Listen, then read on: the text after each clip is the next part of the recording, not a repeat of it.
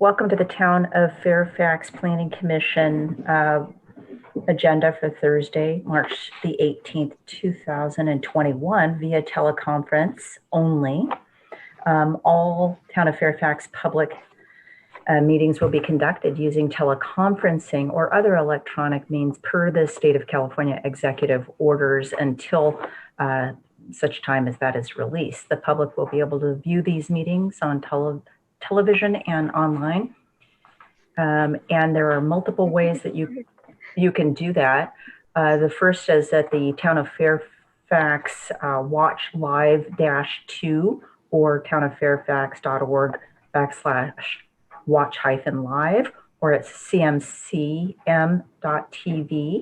or cmcv.tv/27, or there is a Zoom link and a Zoom telephone call number that you can call in with a webinar ID. That's on our agenda packets, covers, which are posted on the website. And members of the public may provide public comments during the meeting in either via live stream meeting via the website, on Zoom by raising your hand function during the public comment time, and you will be unmuted when it's your turn to speak. If you're calling in, if you press *9 during the public comment time to raise your hand and *6 to unmute yourself to speak. And prior to the meeting, any members of the public may submit written comments to the Planning Commission. If the comments are received after the circulation of the Planning Commission packet, but prior to the start of the meeting, they will be sent to the Planning Commission and will be part of the meeting record.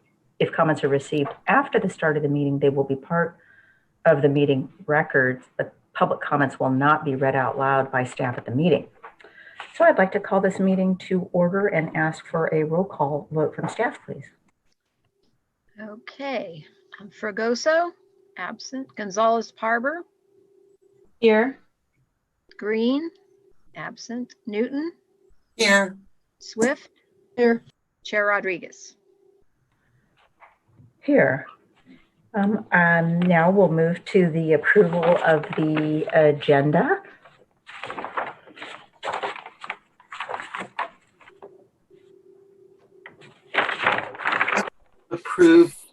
We approve the agenda as posted. Second. Thank you. We have a first from Commissioner Newton and a second from Swift. If we could take roll. Okay, Gonzalez-Parber. Yes. Newton. Aye. Swift. Aye. Chair Rodriguez. Aye. Thank you. Now we'll go on to the meeting protocol.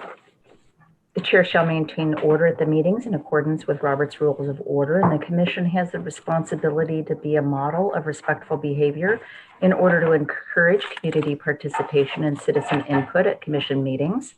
The commission and the audience are expected to refrain from using profane language and or ridiculing the character or motive of commission members, staff, or members of the public, and to maintain standards of tolerance and civility. Now we will accept public comments on non-agenda items. So anyone wishing to address the Planning Commission on matters not on the agenda, but within the jurisdiction of the Planning Commission must do so by email or in person via Zoom in a manner described previously. Please state the manner on which you would like to speak.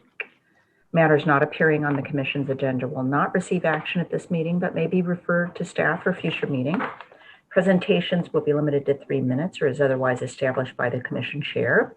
Persons are not required to give their name or address, but it's helpful for speakers to give their name for the record and whether or not they are a Fairfax resident in order for the Secretary to identify them.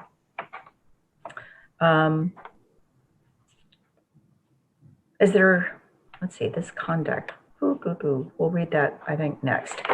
Do we have any members of the public who'd like to speak on non-agenda items? Please raise your hand to let us know.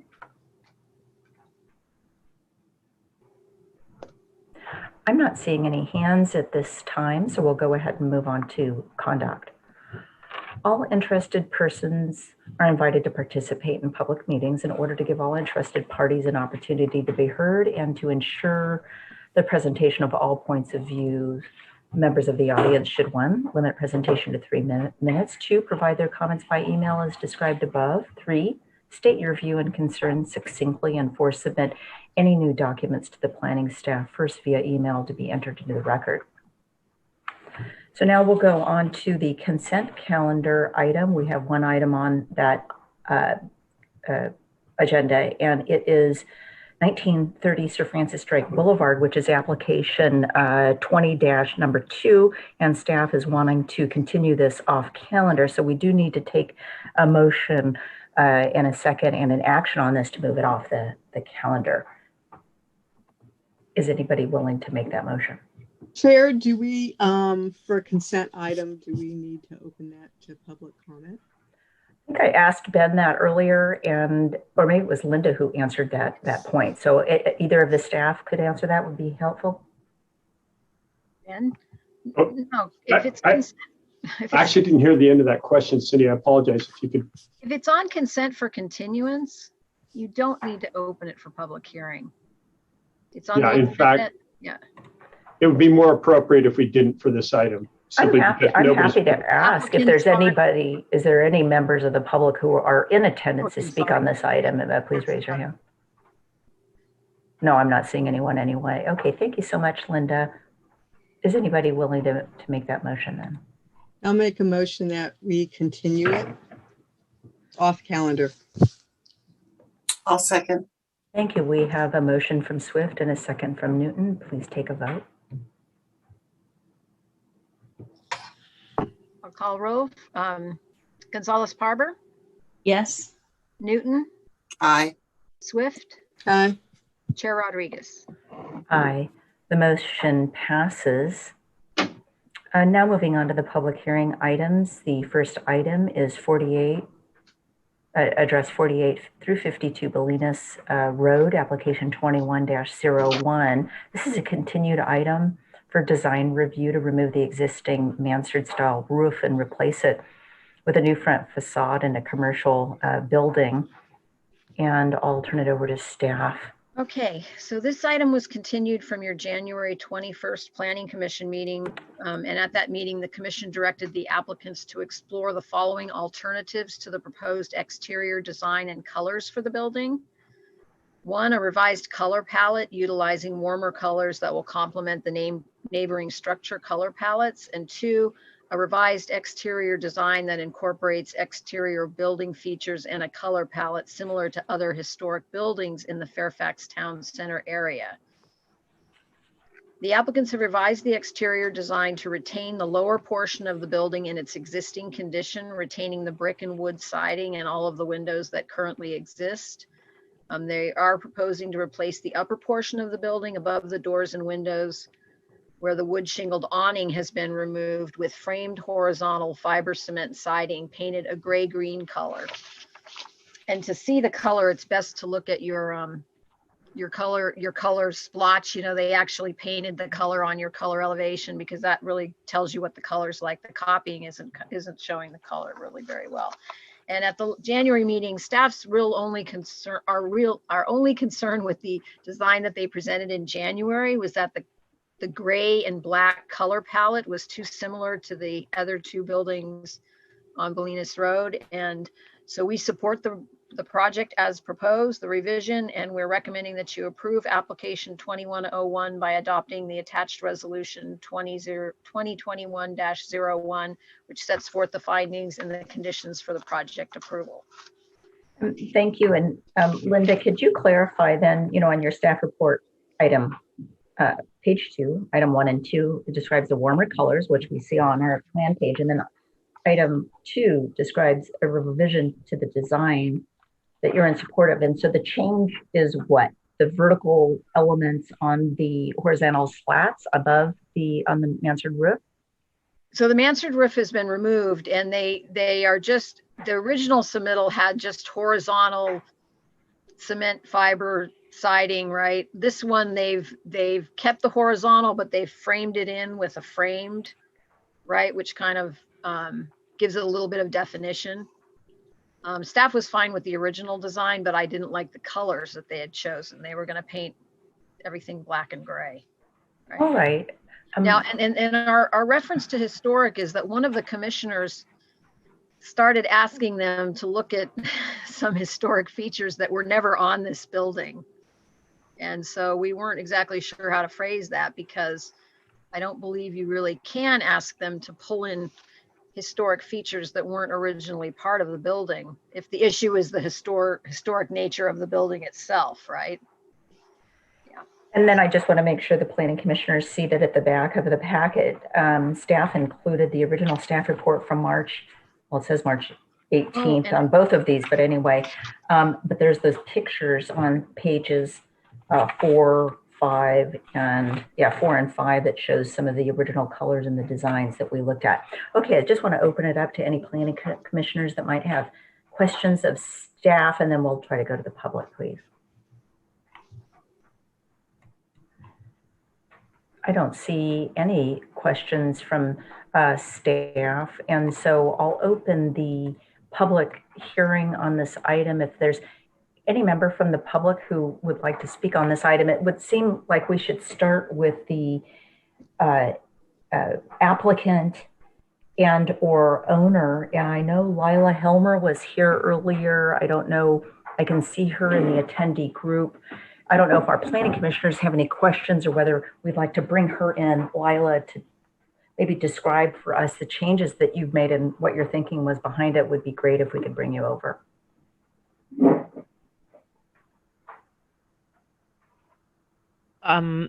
Chair, I just want to be sure I understand. This is Tamla, and you do want to hear from Lila before the other guests. Is that correct? That's correct, because she is the Let me just make sure that she's available. Lila?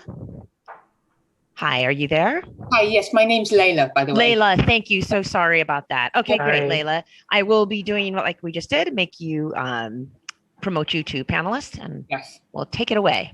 Okay.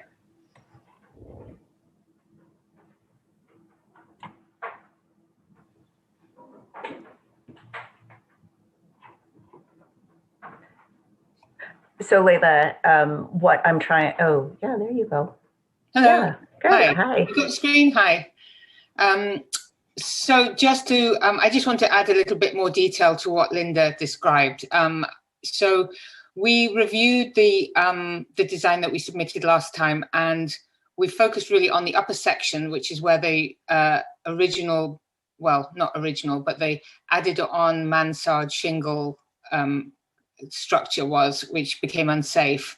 And what we've done since we met last time, I'm just zooming in so you can see it in more detail.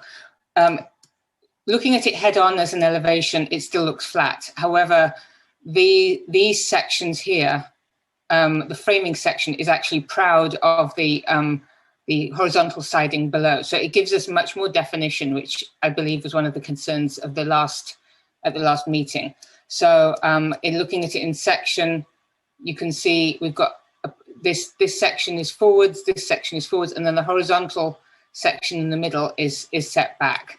And then within each, these relate to the 3 units below. So we've got 3 sections in the parapet part, and then they really relate directly to the retail units below.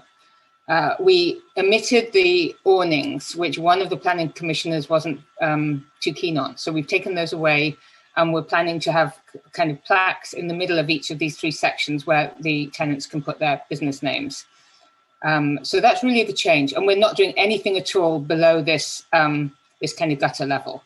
So it's really just the upper parapet where we're replacing the defective mansard with a not completely flat, but a less projected structure than the mansard. It just more photos for historic reference. This is Harry Smart, which some of you may remember or not. I believe this was in the 60s. And then this goes back even earlier. It was a very, very modest little structure here.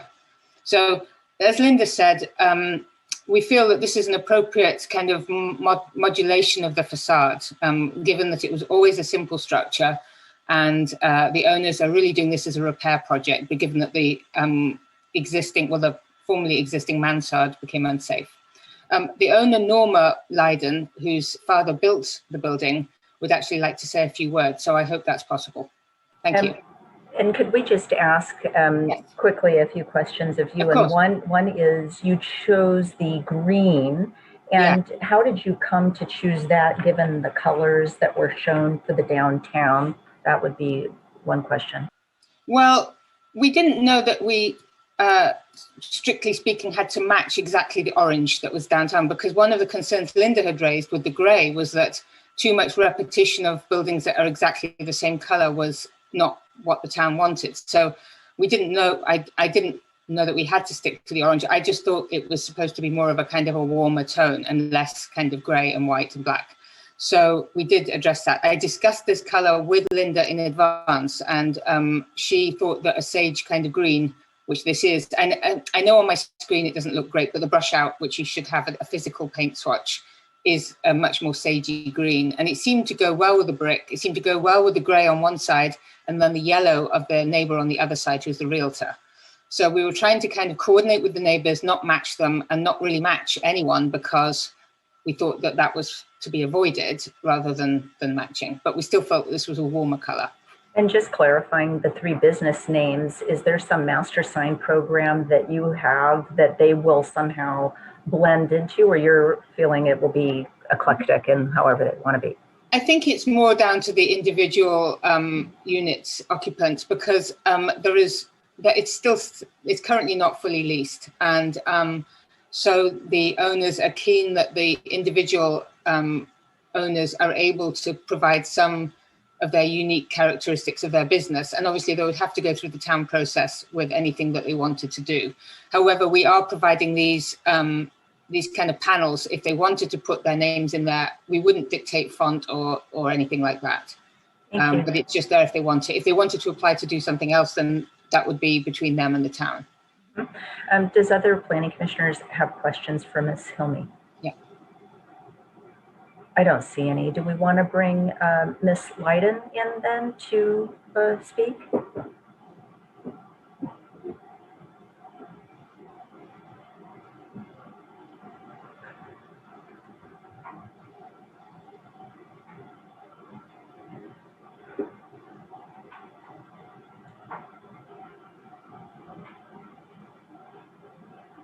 Now what? Oh, hi. Oh, Hi, we hear you. hello. Sorry, this is new to me, but thank you. Welcome. Okay. Can you see me? I can see you. I don't know what I'm seeing. No, we can't see you unless you're going to show something. I think it's okay. There is a little on your lower left. It says start video. That's one way to do it, or you can just do it without it. No, but it doesn't. Okay. Well, I'm sorry, Chair. They can't do that unless I promote them to panelists. I'm happy to do that if you would like. Oh, yeah, that would be great to see them. what? Oh,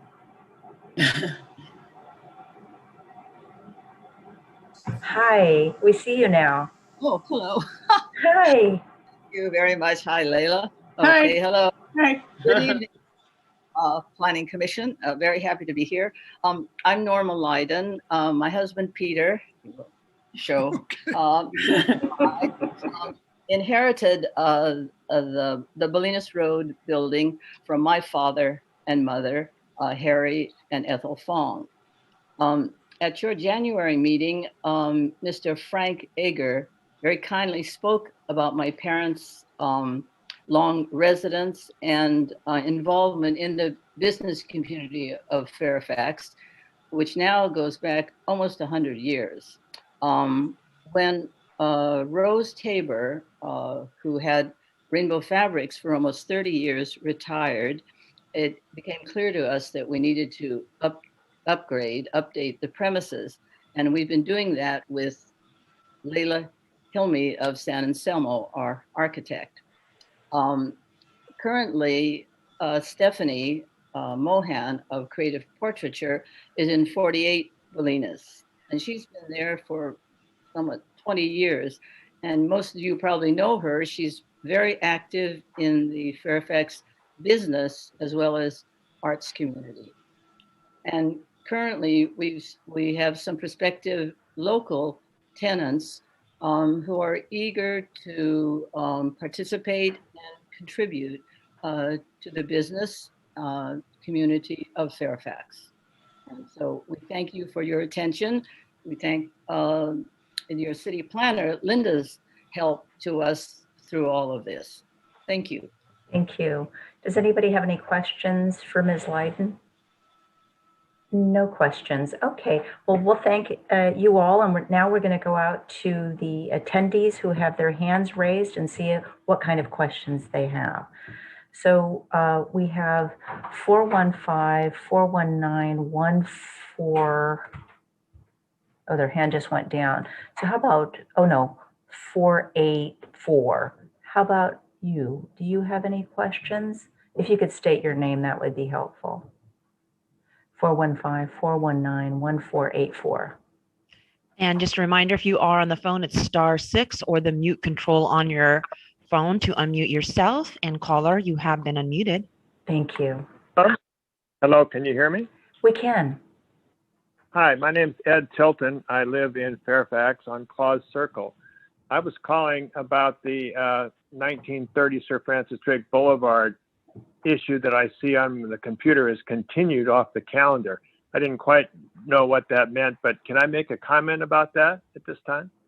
About it being continued, or if you wanted to speak with staff, they'll be available tomorrow, or if you want to leave a voicemail for them. But the item is not going to be heard because it's not ready to be heard for public hearing. So that's why the item had to be continued. So nobody is here to hear the item.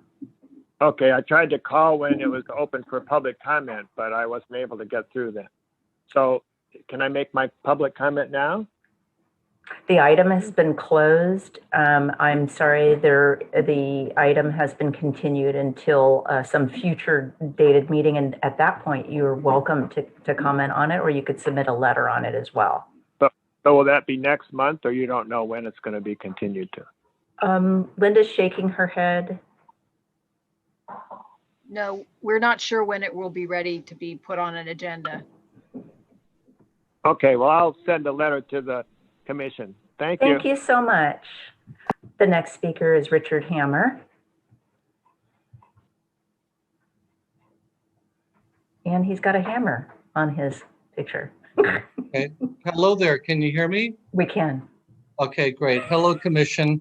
Been a little while, but I used to be a tenant of this building, and so I'm pretty familiar with it. And I've, back when I was a tenant, I also have some of the construction history, which has not been disclosed. That this was the site, besides Rainbow Fabrics, as we remember it, it was also River City, which we also remember. Many of us, most of us don't remember Harry's Market and the other look that it had in the 40s. So when we're talking about preserving a funky Fairfax look, this is the antithesis of that. Roco is a flat front, and the auto parts store is a flat gray front. And I think this is more about color, but it's about the look. The mansard roof was installed in '82. Actually, it took a little while to get it through, Mr. Fong. It took a little while to get it through, and there's a building permit pulled out in 1997 to have repaired it. And my question is, if it's a matter of maintaining the mansard roof every now and then, why aren't we just maintaining the mansard roof in order to maintain the funky look of Fairfax? Because to make this a flat expanse of whatever color you choose is going to take the character out of Bolinas Road. And I think it's all about just saving some money on the behalf of the property owners. I think that they should just put the mansard roof back there and give us all shoppers who are walking back and forth on Bolinas Road to spend money, a place to duck out of the rain like we have for the last almost 40 years. Thank you. Thank you. Does anybody have any questions for Mr. Hammer? I don't see anyone.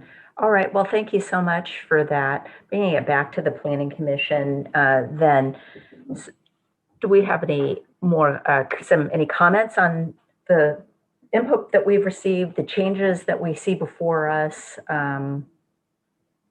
our thoughts about the colors and the design and the funkiness or lack thereof, or the connectivity to downtown. I know last time our concern was that we're not San Anselmo, we're Fairfax, and how did that represent that? And then we tried to get them to move more towards some historical lighting fixtures, and we don't see that either. So I'll leave it at that.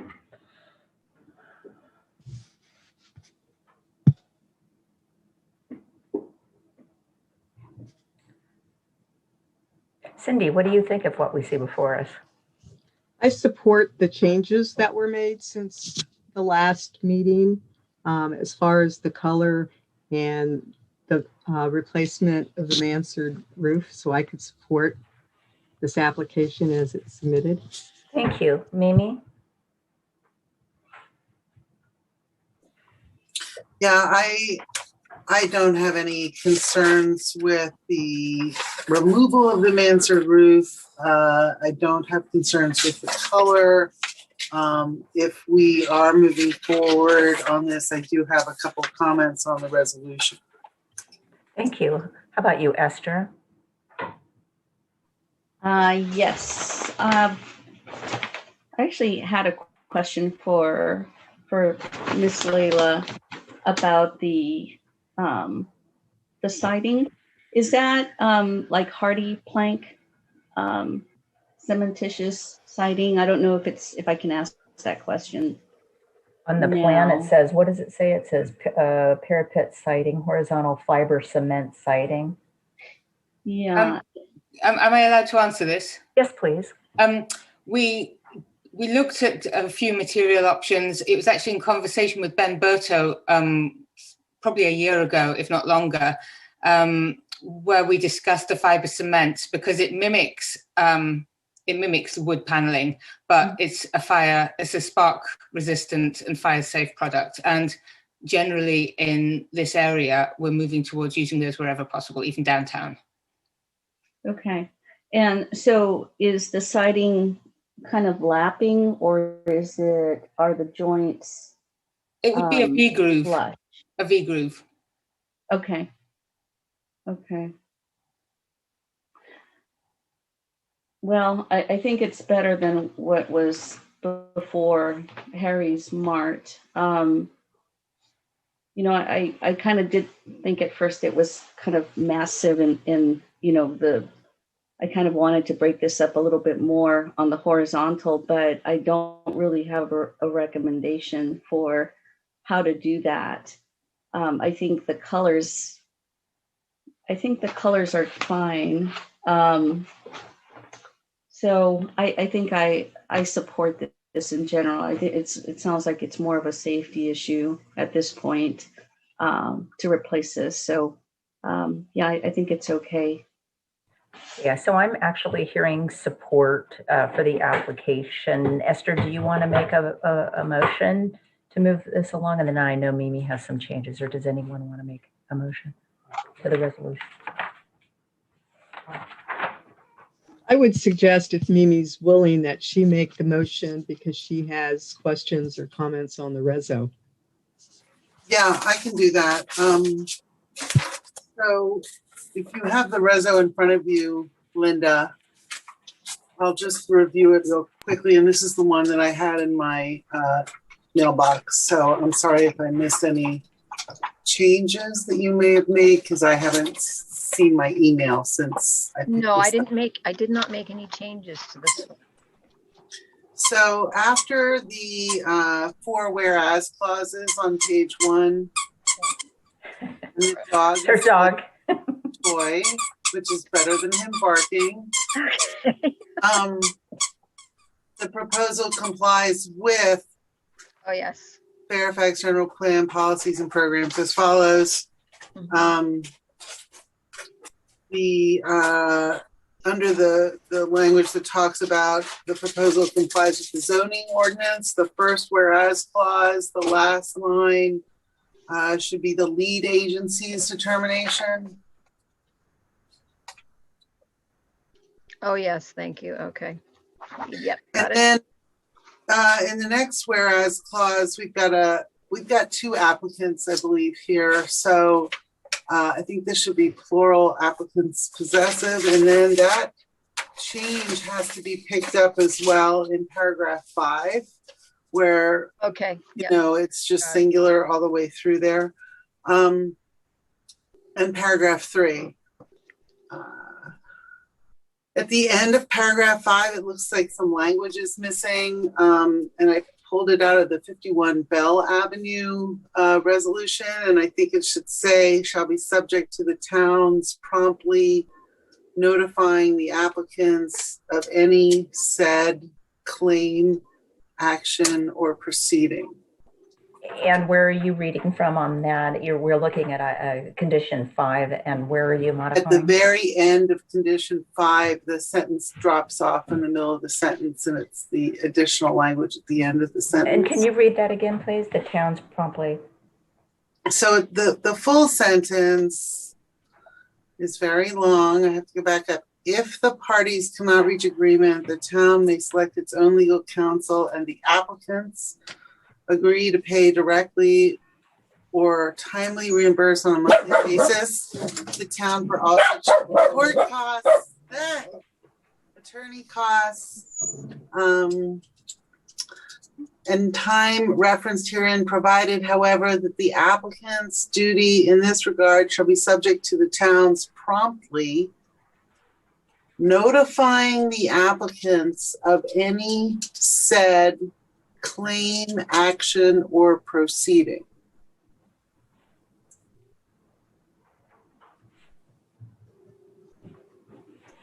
Okay, thank you. And with that, those changes, I would move to approve resolution number 2021-01, a resolution of the Fairfax Planning Commission approving application number 21-01, a design review permit to make exterior construction and color changes to the existing commercial spaces at 48, 50, and 52 Bolinas Road. Thank you. Do we have a second to that motion? I'll second. Commissioner Swift seconds. Go ahead and take a vote. Okay, Gonzalez-Parber, Aye. Newton, Aye. Swift, Aye. Chair Rodriguez. Aye. This motion passes 5-0, and there is an. 4-0. Was it 4? 1, 2, 1, 3, 2, 3. Oh, 4-0. I apologize. Okay. 4-0. And I wanted to let you know that there is an appeal period. Any member of the public can appeal this application by submitting to the town clerk a letter describing your purpose for appeal, this application number, and there's a fee. And you have how many days? 5 days to do that? 10 regular days or business days, or 10 days to do that. All right, thank you very much. Okay, now we're going to move on to 51 Bell Avenue, application 20-17. This is a request for a conditional use permit, a minimum and combined side yard setback variance and parking variance to construct a 330 square foot single car garage addition to a 1,000 square foot home. And I will turn it over to staff. Yes, thank you, Chair. Staff worked with the applicant, Mr. Brandelius, this week, and noticed some issues with the proposal, specifically clarifications on information presented in the plans. And in the course of discussions with the applicant, determined that it would be best to continue this item. I do not see Mr. Brandelius in the audience for this meeting. So it's up to your commission whether you wish to open this item and hear any testimony from interested parties, or if indeed your commission wishes to comment on it. However, insofar as it appears that Mr. Brandelius is not in attendance, I would suggest that you continue this to a date uncertain and give staff and the applicant an opportunity to make any necessary revisions to the plans prior to bringing that back before your commission. I think I'd like to see if there's any members from the public who are here to speak on this item. If you could just raise your hand to give us a sense.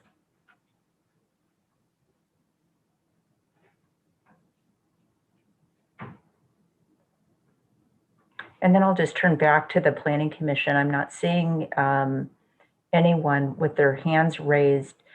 I know that I had some points on this, and I don't know if that's the reason why it got continued. So I don't know that it's really necessary to speak from my perspective. Does anybody else want to open the meeting and speak on this item, or do you want to act on it? How about you, Commissioner Swift? I would.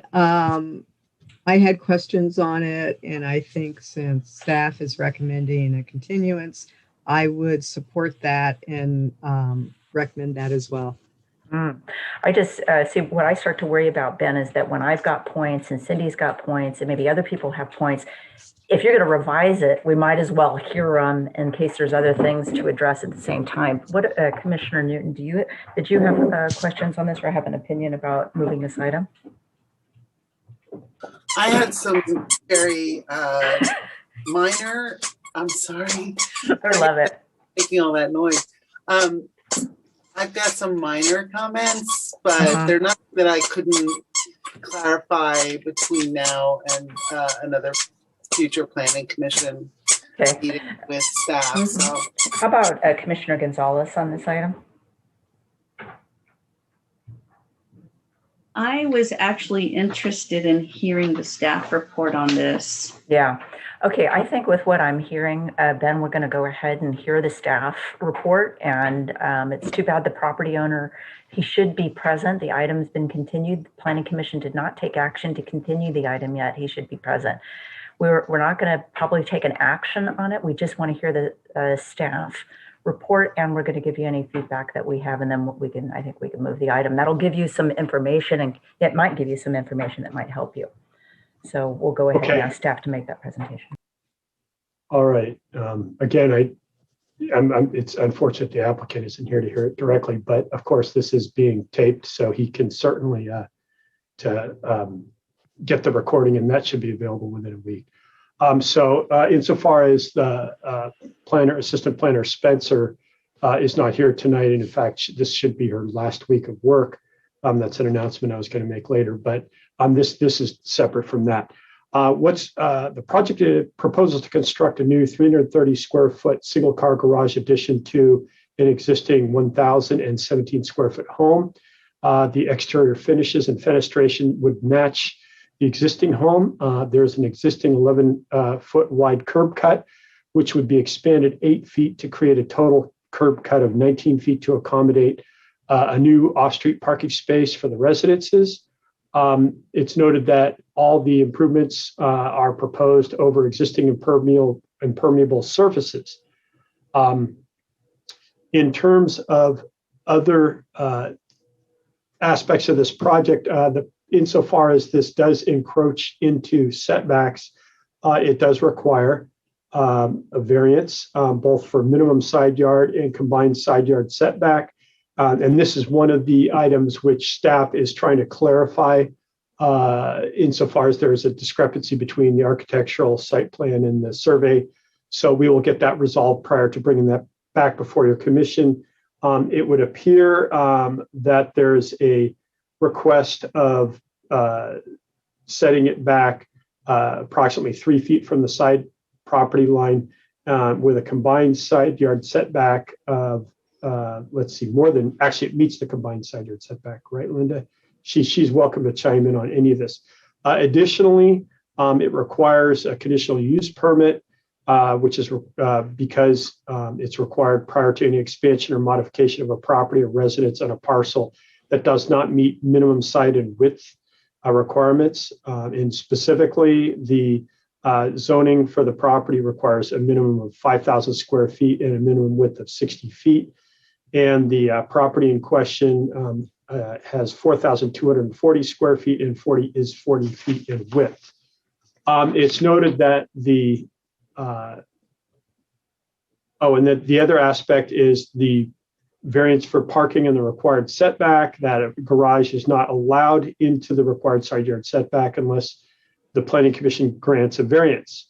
In terms of looking at the project itself, staff preliminarily, of course, because this is all subject to getting the latest and most accurate information, is that staff does not believe that there are any special privileges in terms of making findings for a conditional use permit, and that insofar as there are numerous other properties which are both small in size and feature garages which encroach into setbacks, that it would not be out of character with the neighborhood. And staff, it's noted that staff has worked with the applicant already to modify the garage. Initially, it was proposed to be considerably longer. It's also noted in terms of the design of the garage that as proposed, there is a stairway that would preclude the ability to pull a car in for the full 19-foot depth required by the zoning to meet minimum parking dimensional standards. And staff will be working with the applicant to modify those stairs so that the garage can function thusly. In terms of other aspects of this project with respect to minimum side yard and combined side yard setback variances, it's noted again because that there are quite a few properties in the vicinity which feature similar encroachments, and that the garage itself is fairly modest and clearly accessory to the design of the building, would not significantly alter the character of the property, that staff believes that the findings for those can be made to approve the variances. It's noted the applicant originally had proposed a wider garage, but that at the request of a neighbor, they reduced the width to allow, for example, future maintenance on the applicant's own property. So that's about it. Unless your commission has any questions, obviously we are not recommending a decision on this project tonight. And as I said, it would be good to certainly afford the applicant an opportunity to speak on this project before any decision. Yeah, thank you for that, Ben. And I think what we're looking for right now, I don't know that the staff will be able to answer questions, but more concerns or comments on it. Are you more comfortable with that, Ben, versus us asking a bunch of questions, or you think you'll be good with that? I think, since we are having the public hearing on this, feel free to make any comments or questions, and just recognizing that we will take that as information and as part of the continuance. Okay, does any planning commissioner have any comments or questions of staff? Commissioner Newton. So as I was reading this, I was thinking about the state's laws on ADUs and turning accessory structures into ADUs, and just was hoping you might, if not tonight, maybe when we bring this back, comment on the implications of our current state permissive requirements for ADUs and how they might implicate this project. Well, I would simply say, this is a general observation, is that the commission is basically looking at the project before them. And the applicant, has made a number of efforts to modify this. Obviously, there's a couple things that would need to continue to be changed, but the applicant is representing this as a garage, and we are processing it as such.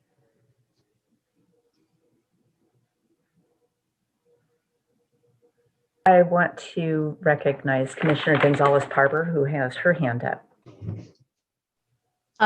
Yes, I have a question and I have two comments. The question being, has the neighbor to the left, I guess that would be west, has the neighbor to the left, to the west, commented on this? Obviously, they've been notified, but have they any comments on the project? Yeah, this gets tricky.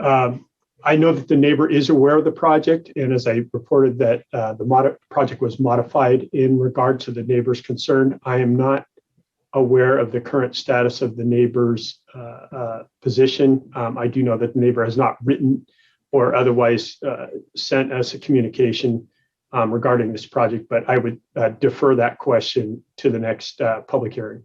Yeah, because we don't know if they've talked to Kara. Right. They may have talked Yeah. to Kara, but we're not. They are aware of the project, and we know that the applicant reduced the width of the garage to address some of the neighbors' concerns regarding future maintenance. Okay, so one of my comments is my concern about access to the rear yard, especially by fire or, EMS folk who might have to get back there. I don't know what the rules are about accessing an emergency in the backyard or a fire if, firemen have really big equipment. So 3 feet, even though that might be like the minimum requirement, it just seems like they're going to end up going through the neighbors' driveways to get to the rear yard if there ever is a need. So I have a concern about that. I also noticed that there are no openings or articulation on the west side of the garage. It just seems like one blank palette. And so I have a concern that they're getting really close to the property line for the neighbor to the west, and it's a blank wall with no opportunity for landscaping on that side, especially if it's, if it's going to be used for egress or ingress. I noticed that there was a gas meter on the right, so, it's kind of tricky for emergency staff to get back there because they're, the meters usually project out. So I do have concerns about this. I'm wondering if this is truly a garage to be used, for a car, did they explore possibly putting the garage in the back? And I know that that's probably not very popular because it would probably ruin their backyard. But I just, it's unfortunate that this lot is so narrow. I have concerns. Thank you very much. Commissioner Swift, did you have any comments? Questions? I'm going to reserve my comments until this comes back to us with any revisions or changes in the staff report. So Ben, I sent my comments to Kara, and they are that the standard width and depth for a single parking space is either 8 by 16 or 9 by 18.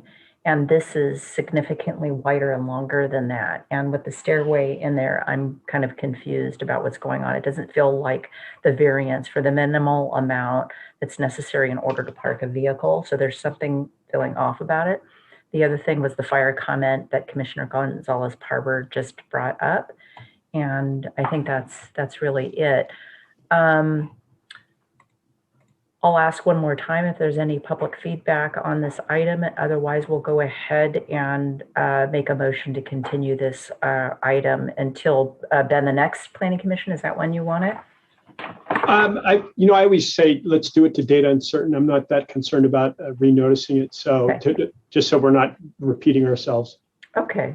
I see no members of the public with their hands raised, so we'll go ahead and bring it back to the Planning Commission, then closing the public hearing.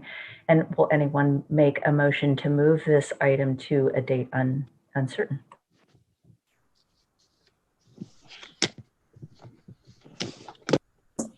I will move to continue this item to a date in the future. Thank you. Second. And the second, we have a first from Newton and a second from Swift. Can we take a staff vote? Okay, Gonzalez-Parber, Aye. Newton, Aye. Swift, Aye. Chair Rodriguez.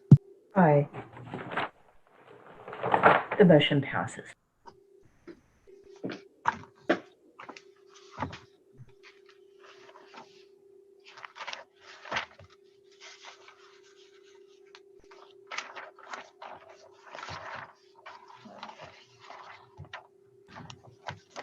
Okay, now we're moving on to item number 4, which is 88 Toyon Road, which is application 21-04, which is a request for design modification to a previously approved hillside residential development and design review permit application.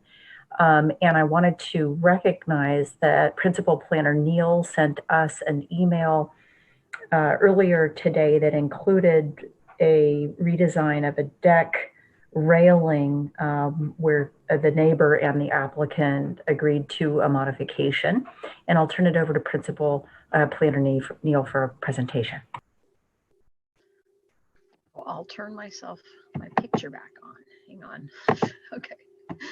Okay. Yes, so the Planning Commission approved a 50% remodel for this existing house back on May 21st of 2020. And it was for a 4-bedroom, 2.5-bath, single-family residence. The current owner and applicant has proposed numerous changes, which I'm just going to read for you rather quickly. It doesn't really significantly change the footprint of the house. The proposed total square footage of the living space has increased from 2,069 square feet to 2,319 square feet. But it doesn't increase the number of bedrooms or the number of bathrooms. The 2 bedrooms, the bathroom, and the laundry closet originally approved on the first story within the crawl space of the existing structure have been shifted to the east to be located where the 2nd story deck currently exists, with the laundry closet replaced with a laundry room. The 2nd floor plan has been modified to expand the kitchen and the dining room 103 square feet to the east, with the rest of the floor plan remaining as approved on May 21st, 2020, except for a minor reorientation of the interior stairway. Originally, the swimming pool was proposed to be filled in, and now the applicant is wanting to repair and maintain the swimming pool in its current location. The drainage plan has had minor revisions where the drainage pipes used to kind of come in at an angle behind the deck. They're now going to head straight down the side of the building before turning in and coming to the, hang on a second, I lost my place.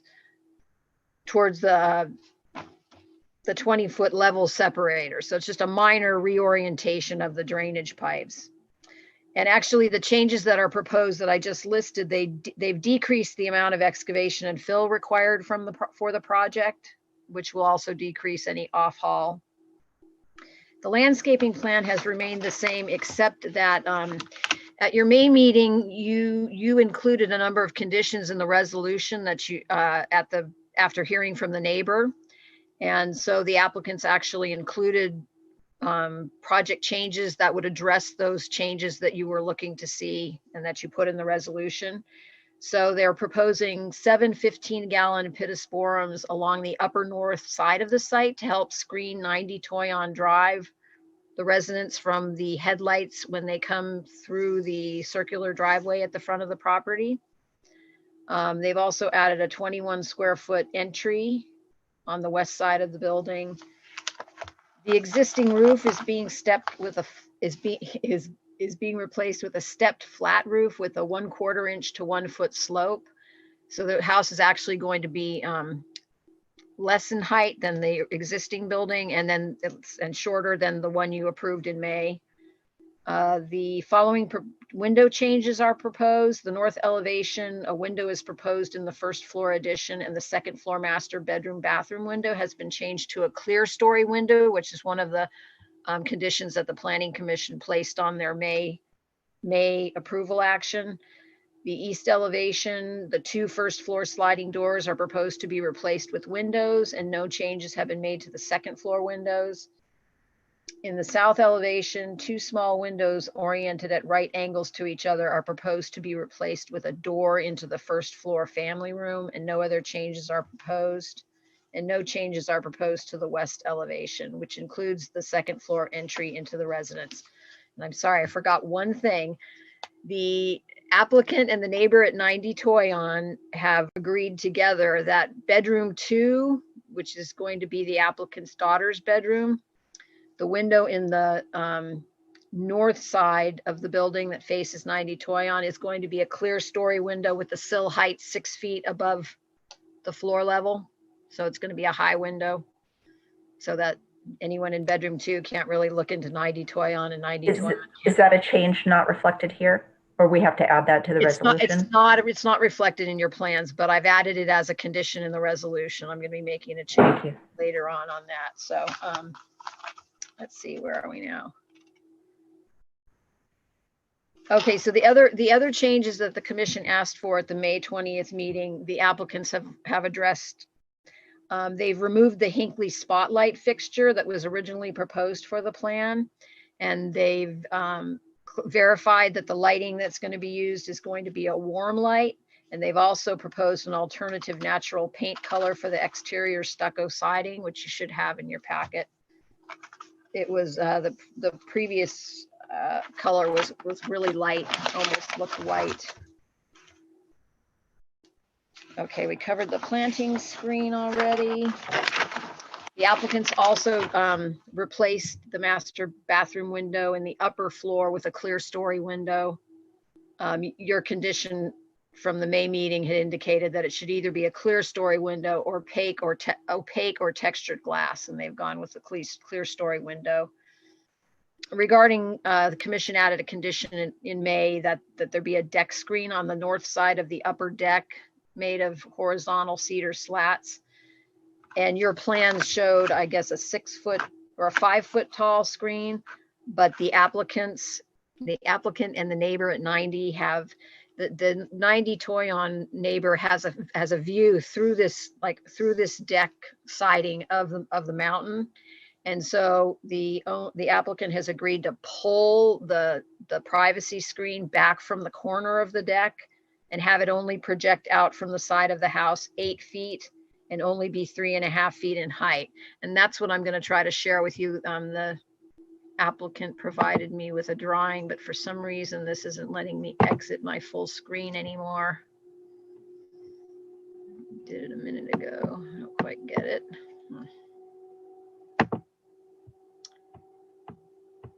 Tamala, any idea why I can't exit my full screen anymore so I can share? I'm going to walk in there real quick and look at it. I'm not sure what's going on. Linda, it would be good too if you reviewed kind of how you've translated this stuff into the resolution that you hope we're going to approve, because you've got all of these separate sheets that we got some earlier today, that we've got some attached to the plans. You're referring to now changes to window 2, 6, how have they been integrated into the resolution and other changes? That would be good. Like half an hour ago. Let's try this. There you go. That's going to work. Thank you. Okay. Yes, I will.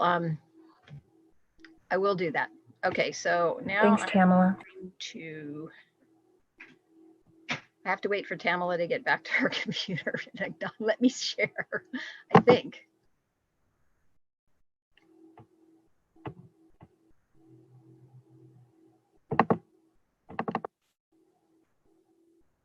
Oh, there you go. Okay. So you see how the this is going to remain the open metal railing so that 90 Toyon can look through it and see the mountain, but this is going to be the solid privacy screen so that the applicants will have a little bit of privacy on the back deck. So just asking the question, is everybody else seeing that? Linda, are you sharing your screen? I thought I was. No, try again. Oh. Yeah, open it up first in the background maybe, and because you did not successfully share your screen. I'll be right in and check. Okay, hang on. I did open it up and that's not, you guys aren't able to see that? No. Hang on. So here it is right here, and I thought I just opened it. Did I just open it?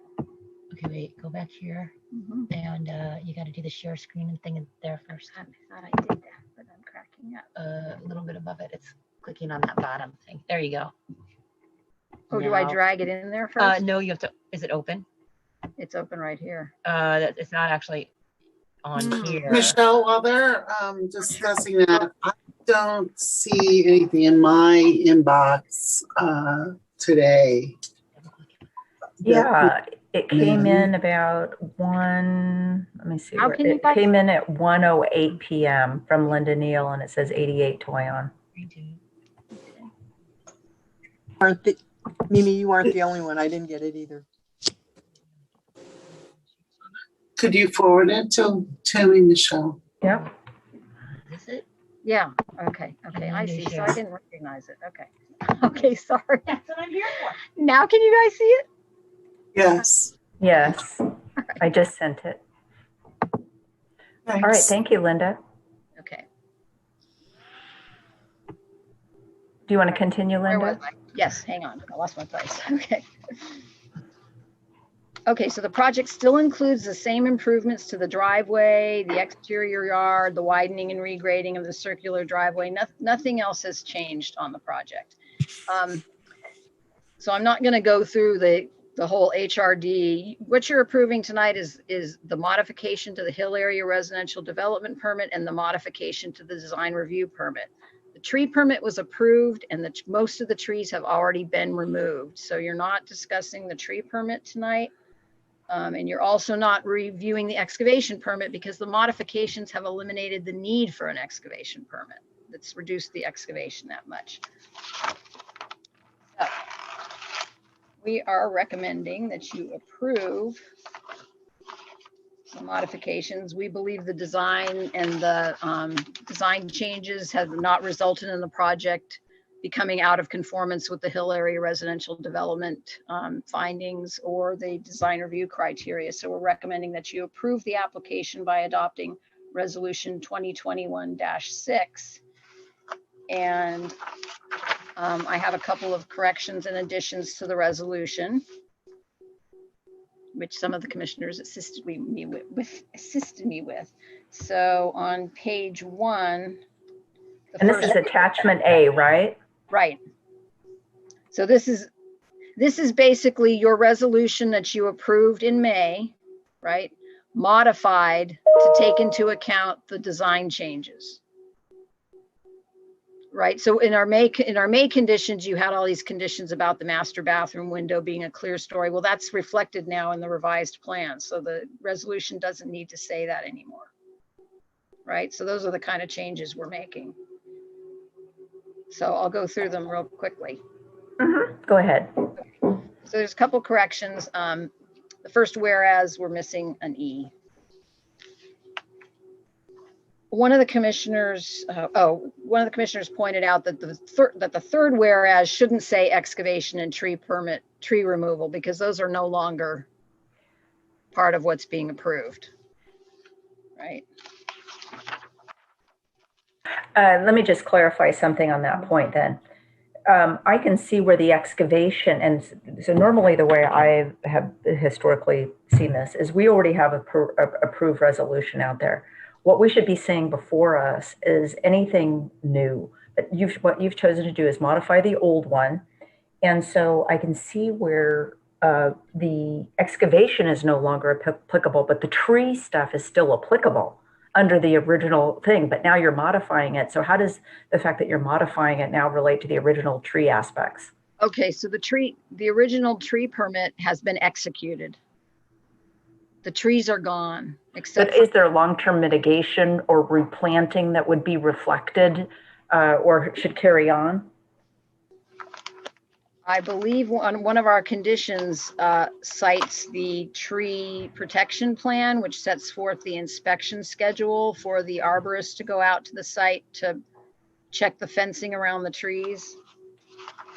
All right, let me find it.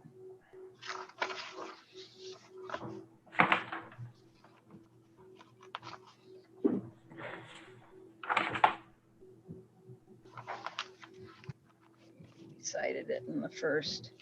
Yeah, so under the very, let's see, page 2, the first whereas where your conditions start, where we list all the plans and everything, we refer to the arborist report by Urban Forestry and Associates dated 9/5/17. That report includes all the tree protection measures and the inspection schedule.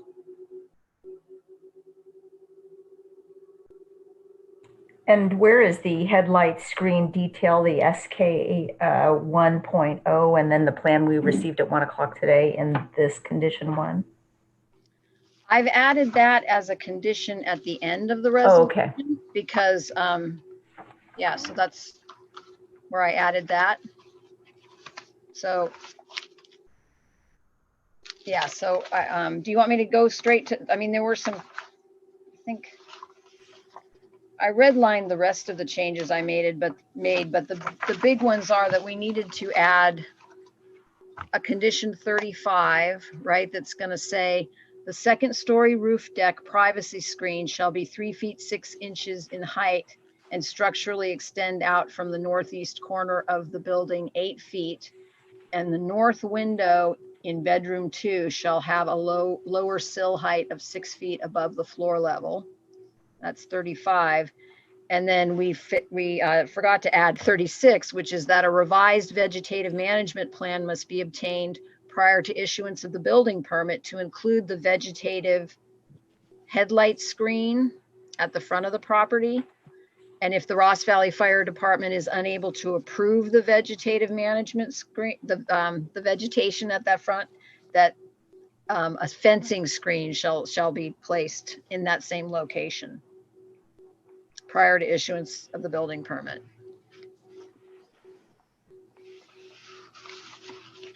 So that's new condition 37? 36. We discussed that in the staff report, but we forgot to include it as a condition.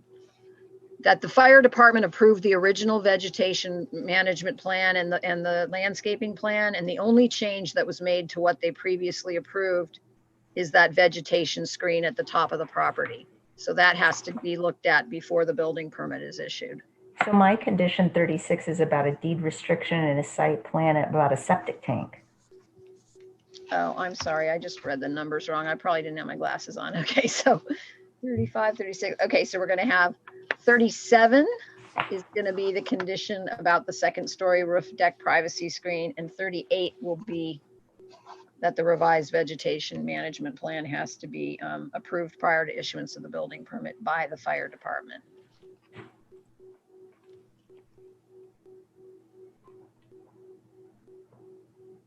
And the rest of the changes, the reason I gave you the red line one is because you can see, a lot of this is standard language that has to stay in. You know what I mean? So it's going to look very similar to the May resolution, with just the minor changes that relate to the design revisions. And so regarding the SK 1.0 headlight screen detail, how is that then? Okay, at the top of it, there's like a site plan or solid fence vehicle screening. Okay. Yeah, okay, yeah. Since that late submittal was not part of the plan set, I didn't want to insert it in the list of plan sets that you'd had. It's just a condition that we see that be included in the plans when they submit the building permit.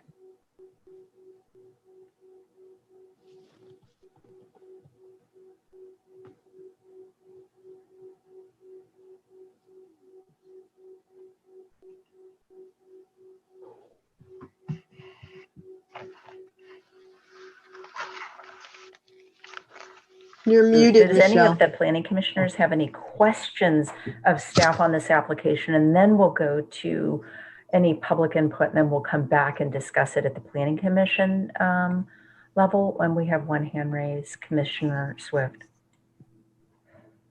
So I had a question on what you just said, Linda. I have some other, when we get to a resolution, I have some other corrections there that you didn't mention, but I did have a question on, you made 38, the vegetation management going back to the fire department for review of the pittosporums.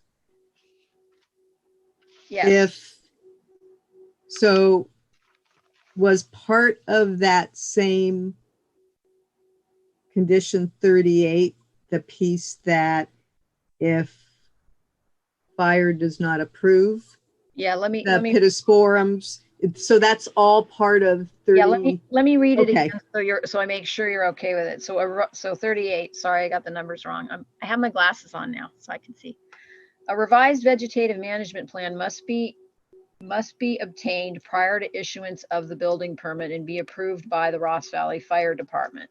If the Ross Valley Fire Department will not approve the revised plan, the vegetative screen shall be replaced with a fence not to exceed 6 feet unless the neighbor agrees to a shorter fence. Or let's say agrees to a shorter fence or elimination of the fence. I mean, they may agree, now that if you look at the plans, they've included a screen that extends out from the corner of the front of the building. And it's possible that may do what needs to be done. So I don't want to tie them into a fence or a vegetation management screen if the two of them agree that they don't really need it anymore. And that was one of my questions on the fencing piece, because it looked like they had already discussed with the neighbor and had come up with a design of a fence that would block out the headlights. So that's where I was confused that was already in there. You might actually clarify with them when they speak, because I'm just going off of what was shown on my plans, and it's possible that they agreed to some things that I just found out about today. Maybe they've already agreed to the elimination of any fence or vegetation screen at the top of the site. And that, all right, thank you. In that case, you cannot include 38. Yeah. All right. Commissioner Newton. Thank you very much. And thank you, Linda, for this report. On page 2 of the staff report, there's an indication that the swimming pool is going to be repaired and retained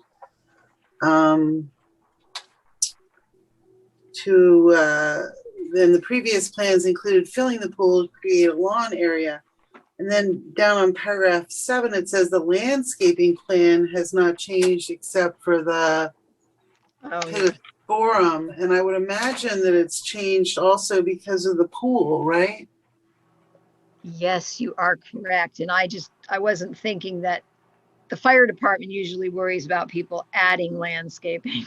I don't think they're going to be concerned that the lawn is removed, but the revised plan will show that there's no longer going to be a lawn there.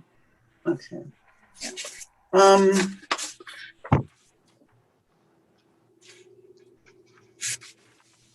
The FAR is listed in my copy of the report as 0.14 in the table on page 6.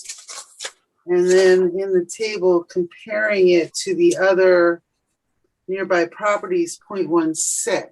And I was wondering which was the correct FAR. Let me do the numbers again.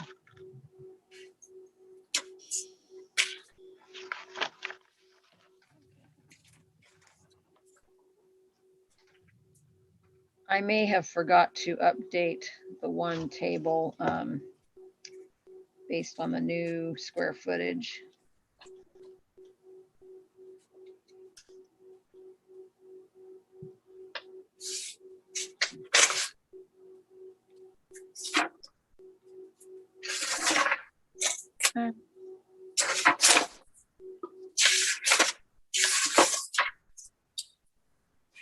Yeah, it's 0.16 now with the increased square footage. Yeah.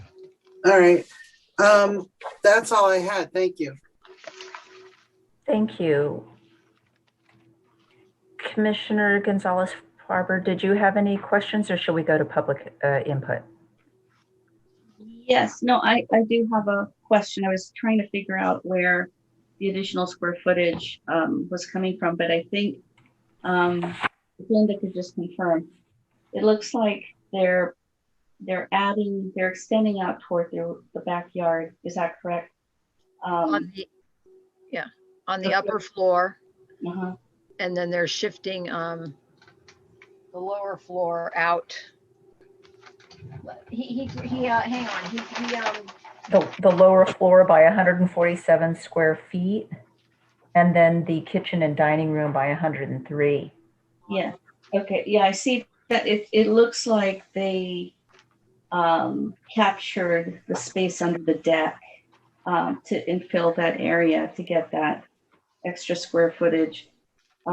Which I yeah, think there's one little corner at the, so they're shifting what was below the house out, and they're filling in one corner of the deck, which jogged back towards the house, and it is the southeast corner. You'll see they added some square footage there on the lower floor, and then they're bumping out the kitchen and the, oh, I see. Yeah. yeah. Yeah. So that's the increased square footage. Yeah, I think this is a really nice improvement. But I was trying to figure out where the excavation, where was the excavation before that we are now eliminating that? They were going to excavate under the house to it's not completely, you know what I'm saying? They were going to excavate out to put the addition directly underneath the upper floor. And then they were bringing in fill to fill the swimming pool. Okay. Okay. All right. So I think, and then you mentioned that the color for the paint, I guess, changed. And I was looking for the sample. Is the sample the one in the report? Yeah, the one on page 4 where they're introducing the gray, replacing the old white. Yeah, the old one was white where the owl gray is shown. The stucco was. Okay, I think I understand. I think I understand. So, okay, I think that's okay. I think my questions are answered. Great, thank you. So we'll go ahead and move to public participation, starting with Mr. Greg Foster, who's here. I don't see Mr. Holder, but Mr. Foster, did you want to say anything to the Planning Commission before we move to general public feedback? And Linda, I think you can take down your drawing. Thank you. All right, let's see if I can figure out how to do that. And Tamala, can we move Mr. Foster then to elevate him to panelist? I just want to be sure he's there before I move him. Mr. Foster, you can talk. Are you available? Yeah, can you hear me? Yes, one moment, and I will transfer you to panelist.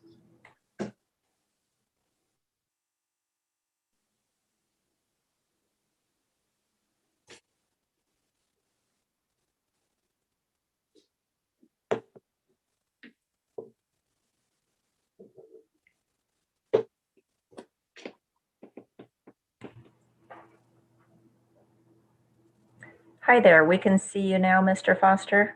Hi, folks. How you doing? Hi there. Thanks for being here tonight. Yeah, thank you guys.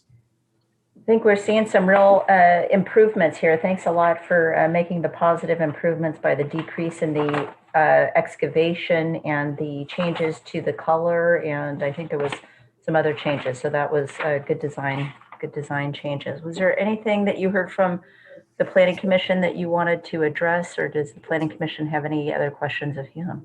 I could let me clarify the headlight screen a little bit. I've been working with my neighbor Ian, and it's a circular drive, and we just kind of said let's take a look at this, from a driver standpoint. I mean, how high are the headlights really, and when you pulled in, because his house is about 20 feet lower than our driveway.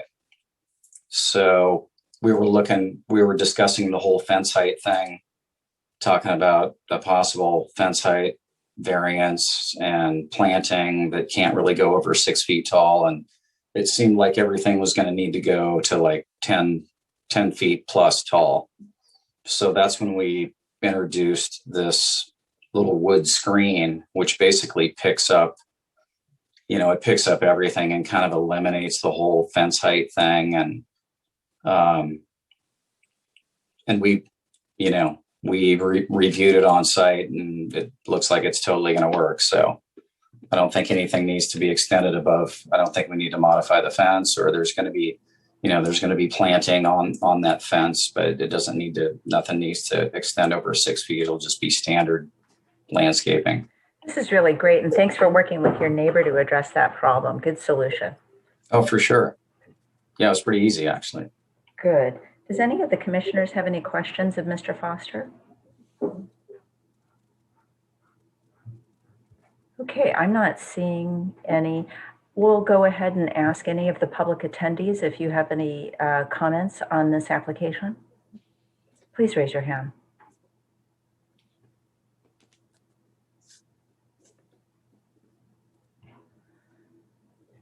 Bringing it back, closing the public hearing then, not seeing any hands. I'm going to bring it back to the Planning Commission then and see if anybody wants to discuss the changes, or if people want to make a motion one way or the other. Does anybody have any comments on the application? I'll say in general, I'm in support. I just wanted to say yeah, go ahead, Esther. Sorry. I was just going to say that I'm really glad that Mr. Foster chose to put a little bit more blood, sweat, and tears into this, because it's looking a lot better, I think. If you're going to go to this extent, I think it's worth it. So, yeah, good job. Thank you. Thank you. I agree. Yeah, we're excited. Initially this was going to be a project for a client, and we had the opportunity to kind of take it on as our own, and we picked up the permit and saw a couple of really positive things that we could change and to make it work for us and our family. And so we're super excited. We're ready to go. All right. Okay. Anything from Commissioner Newton? I guess it's true what they say about good fences making good neighbors, right? This isn't a real example of that. So thanks. Commissioner Swift? No, I'm supportive of the project as it's been changed. But if we get to the resolution, then I do have some corrections and comments on that. Okay, is anybody willing to make a motion? Then I'm hearing support of the application. Maybe Cindy, since you just said that would be great. I just want to make sure I didn't miss anything. Did we make sure there was no one in the public to speak? I did, and there was no one from the public with their hands raised. Okay, great. Okay, sorry. Thank you for checking.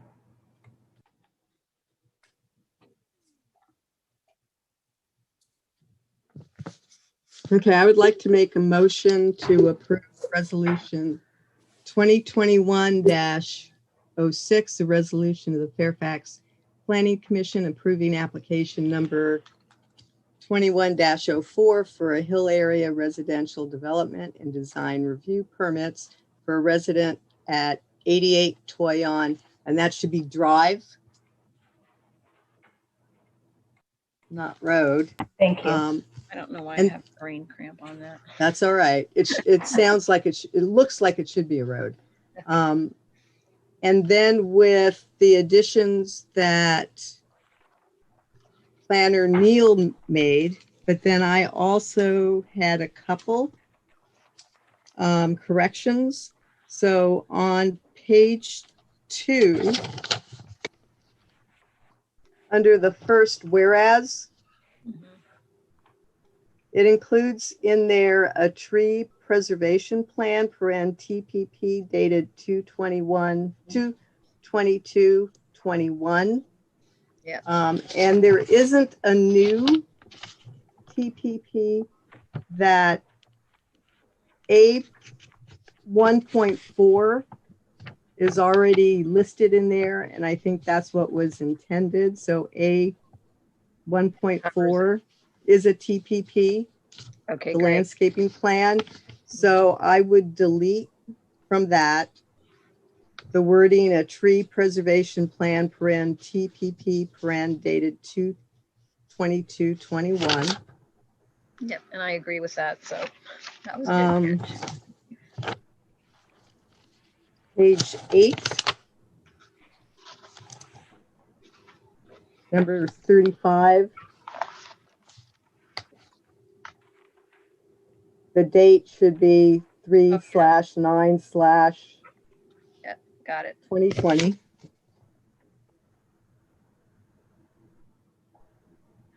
And then I think you captured my vegetation management pieces. Okay.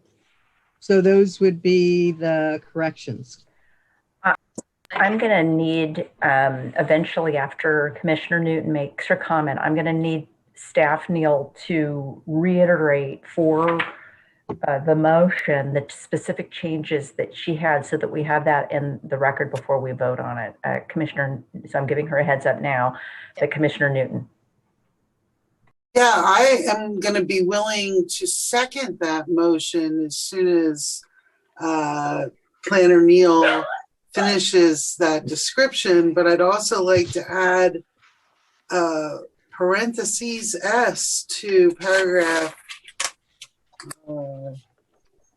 2I on page 4, prior to the removal of any trees not approved by the Planning Commission's prior May 21, 2020 action. Possessive S after commission. And there you go, Linda. You may be up if there are no other friendly. Prior to the commissions, yes. Okay.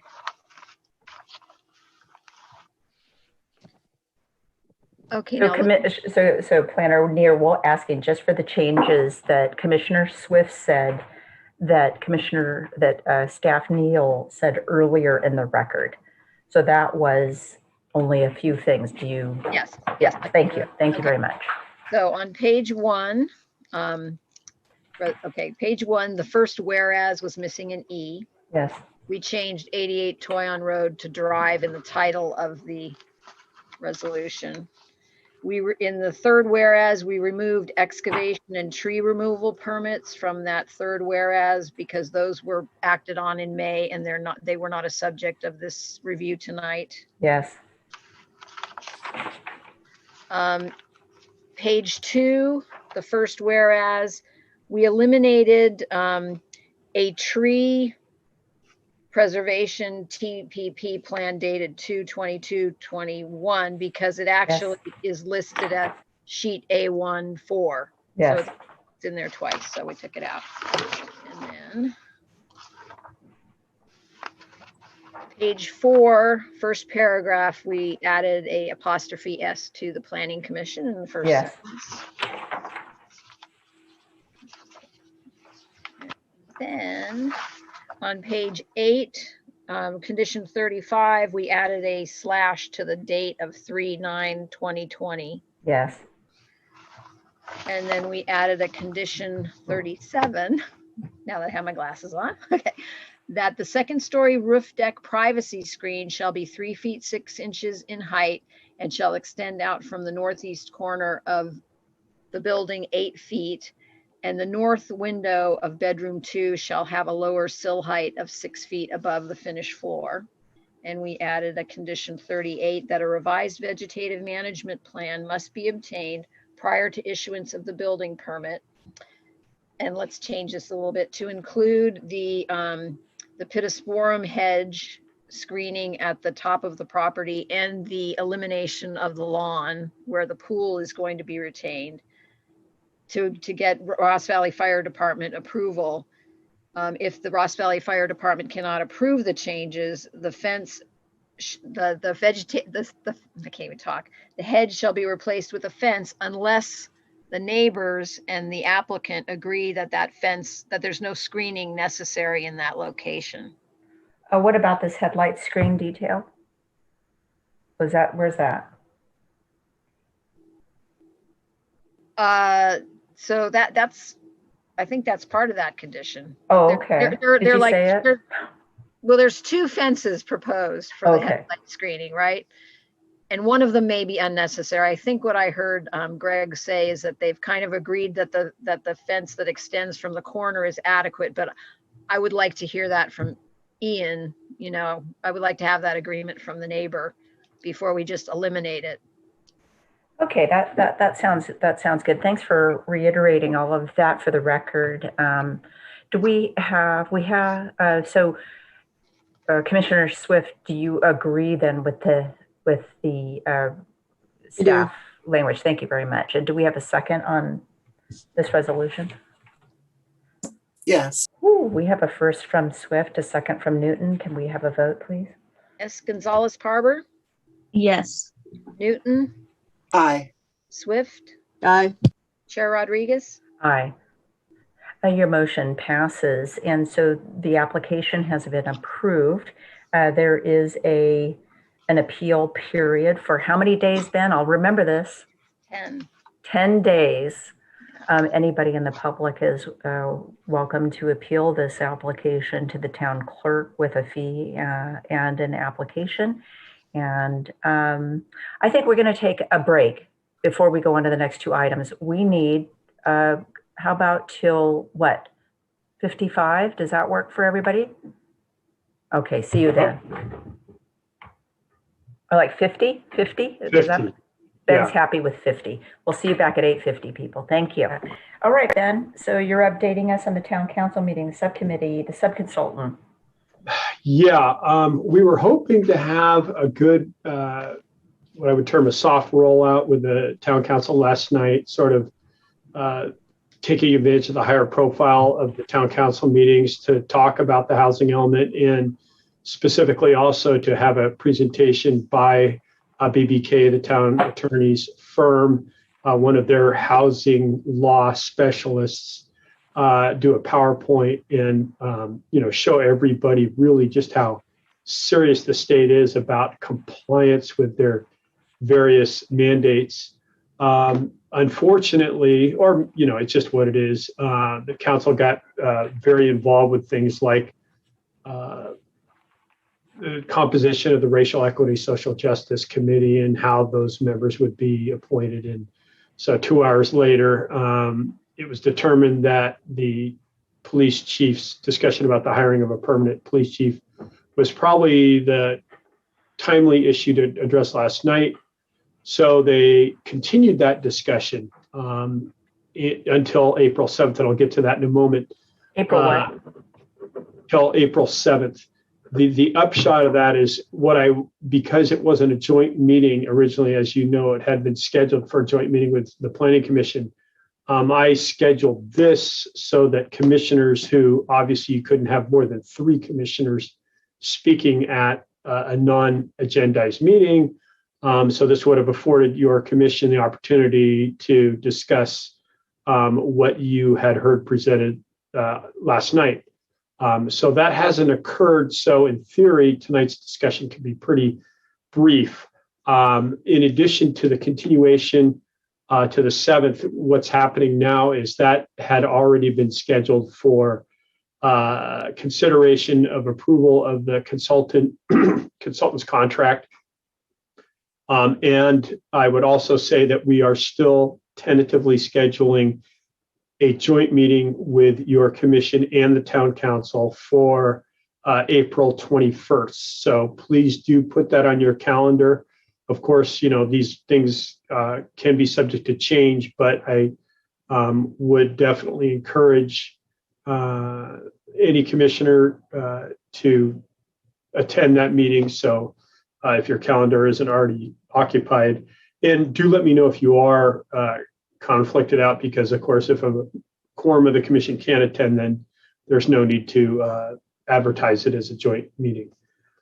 So that's about it. As I said, there will be a good PowerPoint presentation by BBK to explain what the state housing laws are all about on the 7th. And I would anticipate that PowerPoint will be posted on the town website. I would also note, and this was it's typical of so many things. We did notice last night's meeting and tonight's discussion on a page that we combined with the Marinda Heights public notices, and unknown to staff, there was a subject line in email that went out that talked about Miranda Heights. So we got a few emails about that. But one of our sharp-eyed commissioners, guess who? Thanks, Cindy, noticed that. So we immediately turned around and corrected the subject line and resent that and also clarified that with the people who had emailed. But what we're trying to do here, of course, is make sure that every time this item, housing comes up, anything related to housing is agendized, that the public is fully aware. I will also say for any persons watching that you can go to the planning department webpage on the town website and sign up for public notifications related to housing. We really want to hear from you, and we want you to be fully informed. And this is really important stuff. It will have more impact on what this town looks like in the future than probably anything we've done in the last 20 or 30 years. And I don't say that lightly. So I really do encourage everybody to get involved, participate, watch the meetings, look at the material that's presented, express your viewpoints. This is your town, and this is your opportunity to be heard and to influence the decision making and make it, every town likes to think they're unique. Fairfax truly is, and it's really important, I think, that we hear from the public. So that's all I have to be a planning commissioner because we have a planning commissioner opening. Yeah, we have another one of those. I'll get that into my director's comments at the end of the tonight's agenda. But and I'm prepared to, if any commissioners have any comments or questions. Well, what about the subcommittee meeting, or you haven't? Right. So what's occurred is the three commissioners who have preliminarily been appointed to the ad hoc subcommittee have already met. We had a great discussion. Even though that's not a public meeting item, I will say that what we were concentrating on is looking at our current housing element and specifically on our major policies and goals. We have another meeting scheduled, and we will continue to review the current housing element. And that's another thing that I also strongly encourage the public to renew their acquaintance of. It is posted and can be found through the planning department's website. So we're working on that. Obviously, that decision would be subject to confirmation by the town council in terms of what that working group consists of. But I thought we got off to a great start and are going through our current housing element. And so, Ben, maybe you could talk a little bit more about the original meeting yesterday was a joint meeting with the Planning Commission, and then the Planning Commissioners were told that we weren't doing that. So why did that get split out? And why is it continuing to be split out on April 7th? Well, the April 7th is the regular town council meeting date, and so they tend to have a pretty packed agenda. The reason that they continued it from last night's meeting to the April meeting. No, what I'm asking about is why isn't the Planning Commission present to hear the presentation from the town attorney about the legal aspect? That seems like a missed opportunity. Yeah, well, I apologize if the commission felt as though they weren't invited to attend as attendees. The only legal distinction was whether or not the Planning Commission would be sitting at the table with the town council, as it were. And a decision was made by somebody, higher than my pay scale, to simply have this as a town council meeting with planning commissioners in attendance. And I know that at least one of them was in attendance.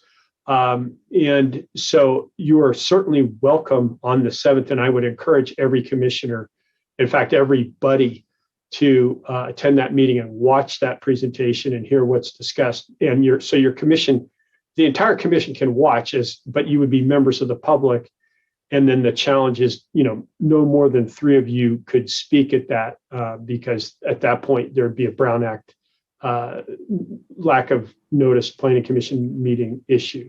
Well, I So- think that maybe what we'll have to do is just encourage each of the planning commissioners, they have to watch the presentation by the attorney in order to make a decision on this final housing element, because that's a critical presentation. And without everybody being on the same page in terms of understanding of the law, the responsibilities of the planning commission, the, whose role is it, at different levels, and what's going to be the lost opportunities, we're not rolling on the same page. And I'm a little nervous about that.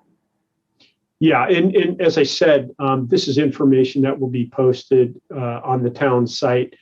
There have been annually meetings by BBK on the latest housing laws, and this is one of the crazy things, of course, that all jurisdictions are struggling with, is that the state continues to pass housing laws, some of which are consistent with other laws, some of which aren't. So it's really important to know what the latest laws are, and then also the full breadth of what the town is facing. We know that a specific goal of the state is to reduce or eliminate local discretion in the review of housing projects, for example.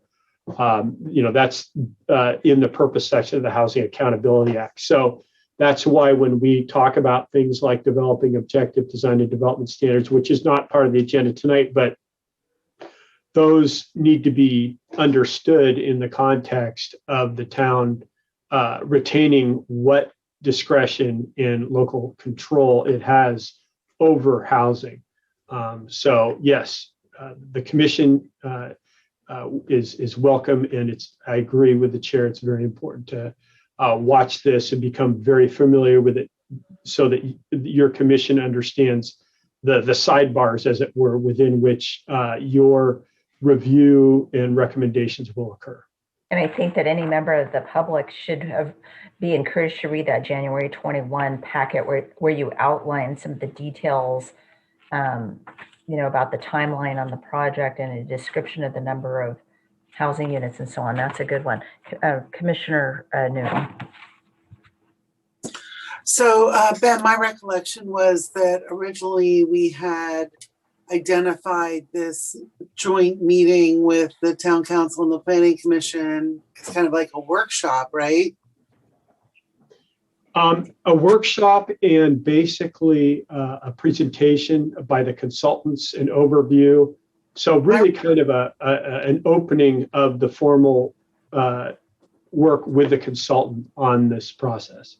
So my recollection of the town council's discussion about why they broke it out initially, well, beyond just the reason that they had the climate action committee meeting scheduled as well, and they wanted to make sure they move forward with that joint meeting, was because there was some feeling that they didn't want to jump right into a town workshop, before they had a little bit of just town council lead in or ramp in time to address the amendments to the general plan. That was sort of what I took away from the discussion that the town council had maybe a month or two ago, when they decided not to have this joint meeting with us as the first thing out of the gate, but rather kind of tie into it. And then my other question for you, Ben, is what time are they talking about a meeting on the 7th? What I saw for the preliminary agenda was it would be the first public discussion item. So yeah, hopefully not 7:30, not a 5:30 thing like we were talking about. No. Although the joint meeting on the 21st likely will be an earlier time. We haven't gotten to that point yet, and of course it would be dependent on what actions are taken by the council on the 7th rather. 21st. Okay. Correct. So you think set 5 o'clock? We should schedule 5 o'clock, or what time do you think we should be holding? I would start. I would hold your schedule open from 5 p.m. because it's possible that it could start as early as 5:30 or 6. Okay. All right. I wanted to. I don't see any other hands raised. Oh well, I'm not done. Oh, I apologize. Excuse me. That's okay. I just wanted to point out to everybody that all these meetings are being recorded. And so for anybody who's not able to attend these meetings live, you can also go and watch the recording and get all that great information in your own leisure. Thanks. Over. And Ben, you've created a dedicated web page on this, and you've posted Mimi and my article, and you've posted your 2 staff reports to date, right? Yes. Yes, and we will continue to post specific information as it comes up. So people who, no matter when they join this conversation, can go back to the beginning if they want. Or what usually happens is when you get to like a key juncture, people, people start to pay attention, and then they go, okay, now I got to look at this, and then. But yeah, we'll have that all. Is there a way to get a registration aspect of that so that people who might be interested in tracking what's going on with the subcommittee and so on? Because I'm a little uncomfortable about the separate meetings, by the way. I just want to say that. But so that they can be notified of any staff report that you're creating for whatever public bodies they can get notified? Right. Yes, that's one of the things. And like I said, we had a little boo-boo because we were using the same mailing list that Miranda Heights uses, so it was the wrong subject line. But we did send out those notifications. The one thing I would also point out is that it is staff's intention that there would be an exhaustive public outreach program. And you'll see that with the applicants. We're taking advantage of some of the online platforms so that people can basically register comments whenever they want, and it will go into the public pool of comments on all these topics. It's kind of nice because it's as we know, these meetings, like for example tonight's meeting, we're having this conversation with staff in your commission, and then there'll be a public comment period, and then the public comment closes. Well, this will open up that structure considerably, so no matter when people get involved, they will have the opportunity to say, hey, this is what I think. So in that regard, it is more open. Furthermore, we're talking literally a public meeting a month. So in terms of the openness and transparency of the process, the people, and I know there are several who are tracking this closely, they will see step by step what is being discussed, what is being proposed, the direction that's being provided on a monthly basis.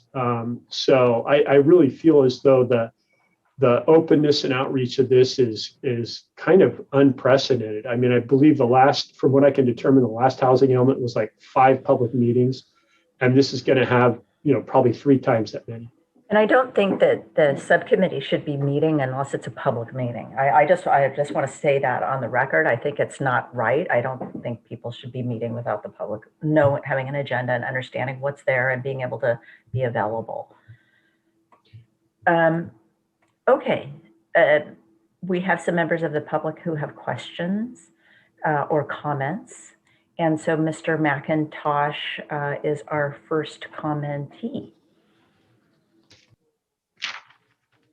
Good evening. Thank you for allowing my comment to be stated. It has always been my understanding that the Planning Commission kind of works on the housing element and brings it forth. So then there's another time to review it and the council gets involved. And now I understand that the state is really kind of mandating what we're all doing, and we're trying to accommodate the needs of the state so we don't find ourselves out of compliance, especially with these RENA numbers, where they can just jam something down our throat in a ministerial review. The fact that the town is paying, I think Ben said the name was BB King for a consultant. It's actually EMC. Oh, EMC, excuse me. Referring to the attorney, BBK. But the PMC is the housing element. But that's still an expense for the town. And I think this is so paramount to the town that what I'd recommend is coming up with like a joint meeting with the town council so we can have the same consultant with the single expense presenting this information, which can also invite the public. And maybe the public can't speak for a while so we can really get a good dialogue. But that way, everybody's on the same page with the paid consultant. And I think it'll get us further instead of saying, hey, do you remember if they said this? I wasn't there. Well, what did you understand? Let's get a group of the people in both aspects that actually build these housing elements and approve these housing elements so the general public has the benefit of seeing how this happens, but also so the town can better formulate kind of a defense on how to go forward in compliance. Thank you. Thank you.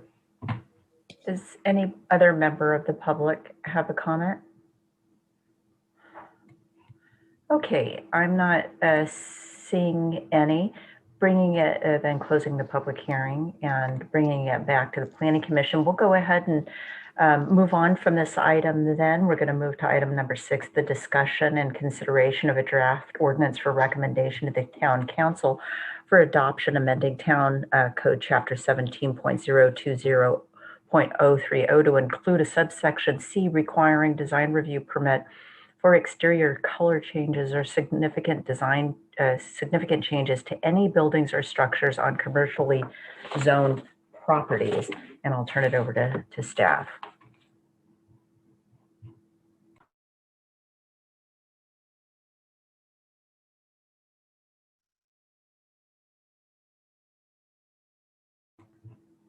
Hi, we're not hearing any staff, Linda Yeah. or Ben. Sorry. Oh, okay, sorry. I'm trying to get myself so you can see me. Okay, so from 1982 to 2002, the zoning ordinance required that alterations and additions to structures in the commercial zones having an estimated value of more than 2,500 as determined by the building inspector, and or changes in the exterior color of structures or the alteration of a significant design element which is a part of the building required the approval of a design review permit. In 2002, when an addition was made to the design review ordinance, that section was inadvertently removed, and the Planning Commission reviewed all the ordinances at your February meeting, and you came to that conclusion, and you directed staff to draft an ordinance restoring the requirement that exterior color changes and exterior design changes to commercial buildings or buildings in the commercial zones require a design review permit. You wanted that reinserted in the ordinance. So we've drafted an ordinance and we're recommending that you adopt it. We eliminated the monetary 2,500, trigger because, everything's much more expensive than that today. So that concludes our report. Thank you very much. There was a couple of questions that I had, and one was, this originally came out of the application we heard earlier when it was in the downtown area, and we were very concerned about the preservation of the historic value of the downtown. And now this description is saying all commercial buildings. So I wanted to better understand what zoning districts is this applying to, and should the resolution then reflect those? And is that the intent of the Planning Commission, that it go beyond downtown? That was kind of one question. The next was,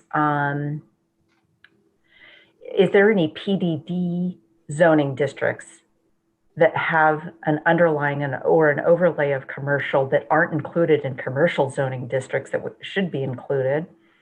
And then there's a third question I had, which was, in your description, you said alterations of significant exterior design elements. And so if we're eliminating the definer of the 2,500, then how do we define significant?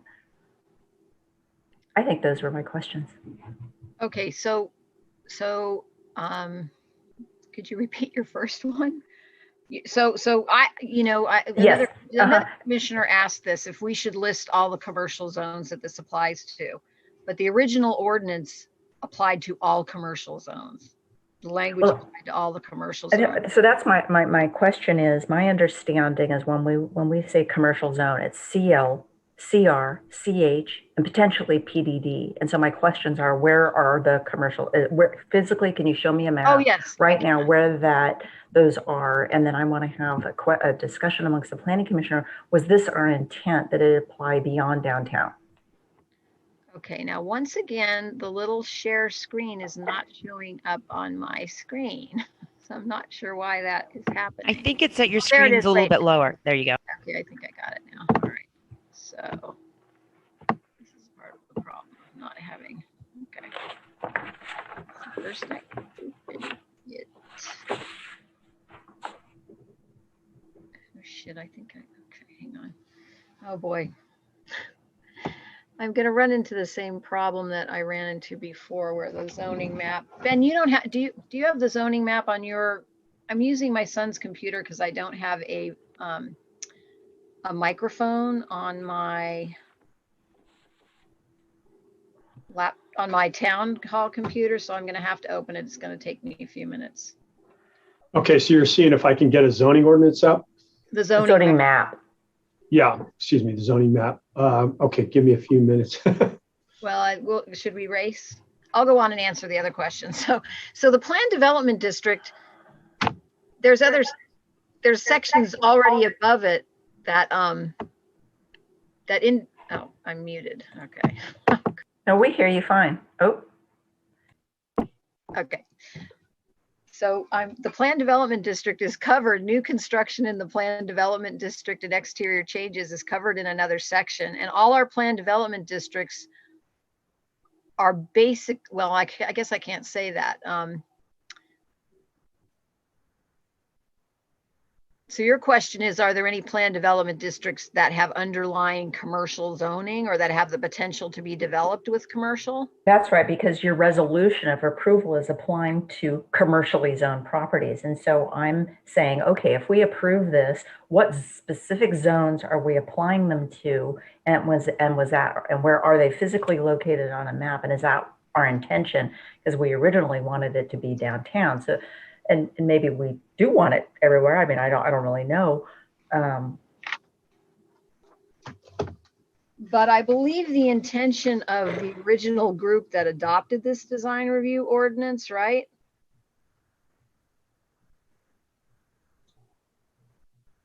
Was to have it cover planned development districts, and I'm master plan, single family. Okay, And maybe that's it. I can share screen, I think. Okay. I have to look in the planned development district. Let's see, full screen. Share screen. And the reason why, commissioners, I'm kind of taking us down this road is because I believe that if we approve this resolution, we should be defining either commercial or we should be defining what zones it applies to. Okay. And what's going to trigger it is what's going to trigger it. If we're removing 2,500, it should be some value, or we should define what significant is if it's not defined. So Ben, can you show us on this map then first kind of where is our downtown? Because that's where we started from. Right. Isn't that CH area, that is semicircle, or the CC? Right. Hopefully you can see my cursor, but you basically have your CH Highway Commercial Zone District and CC Central Commercial Zone District, as well as you have Service Commercial CS and CL Limited Commercial. So this is the swing in Sir Francis Drake and Broadway Center right here.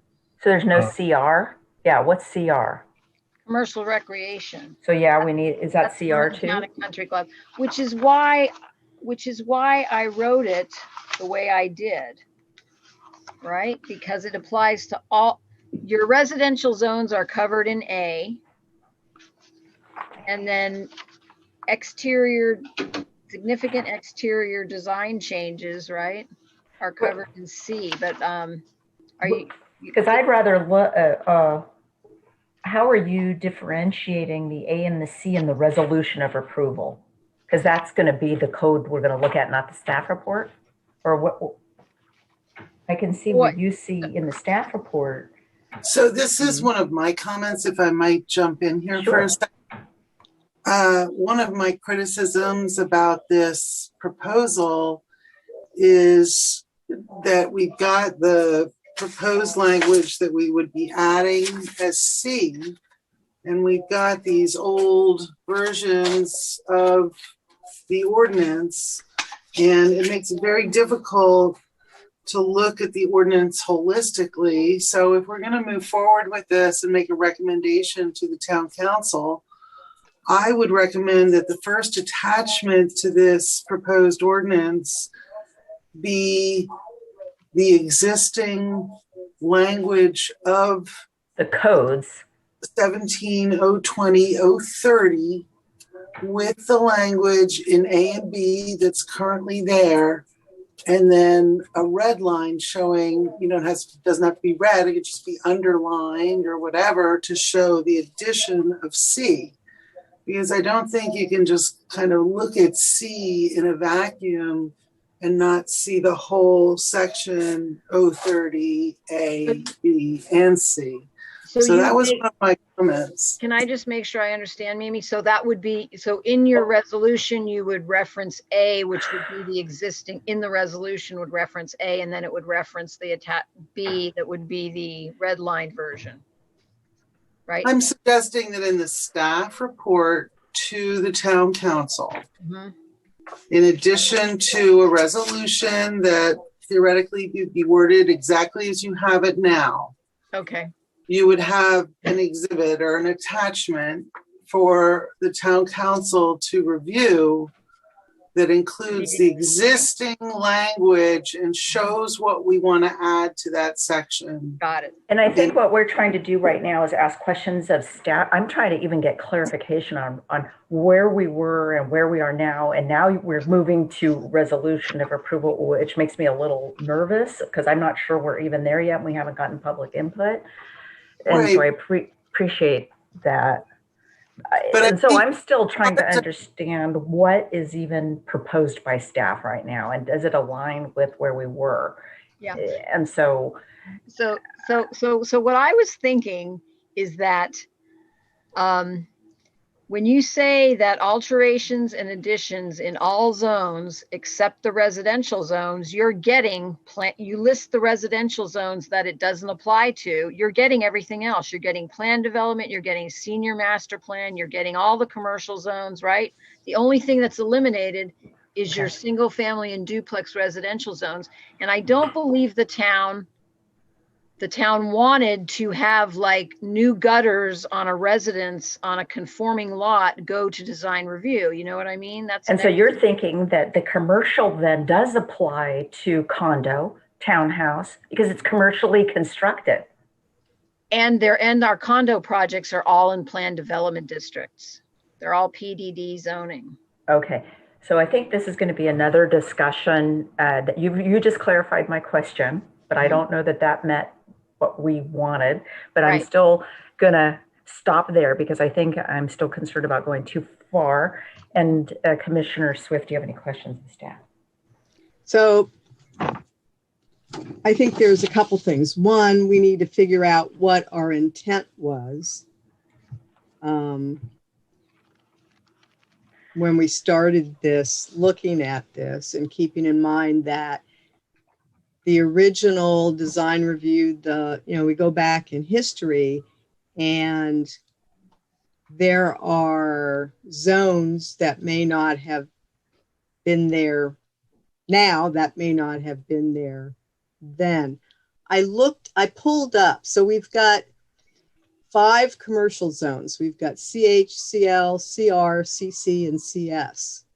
And when you look at where they are, which I know Ben was starting to do for Michelle, we have a commercial zone in the Deer Park area, for example,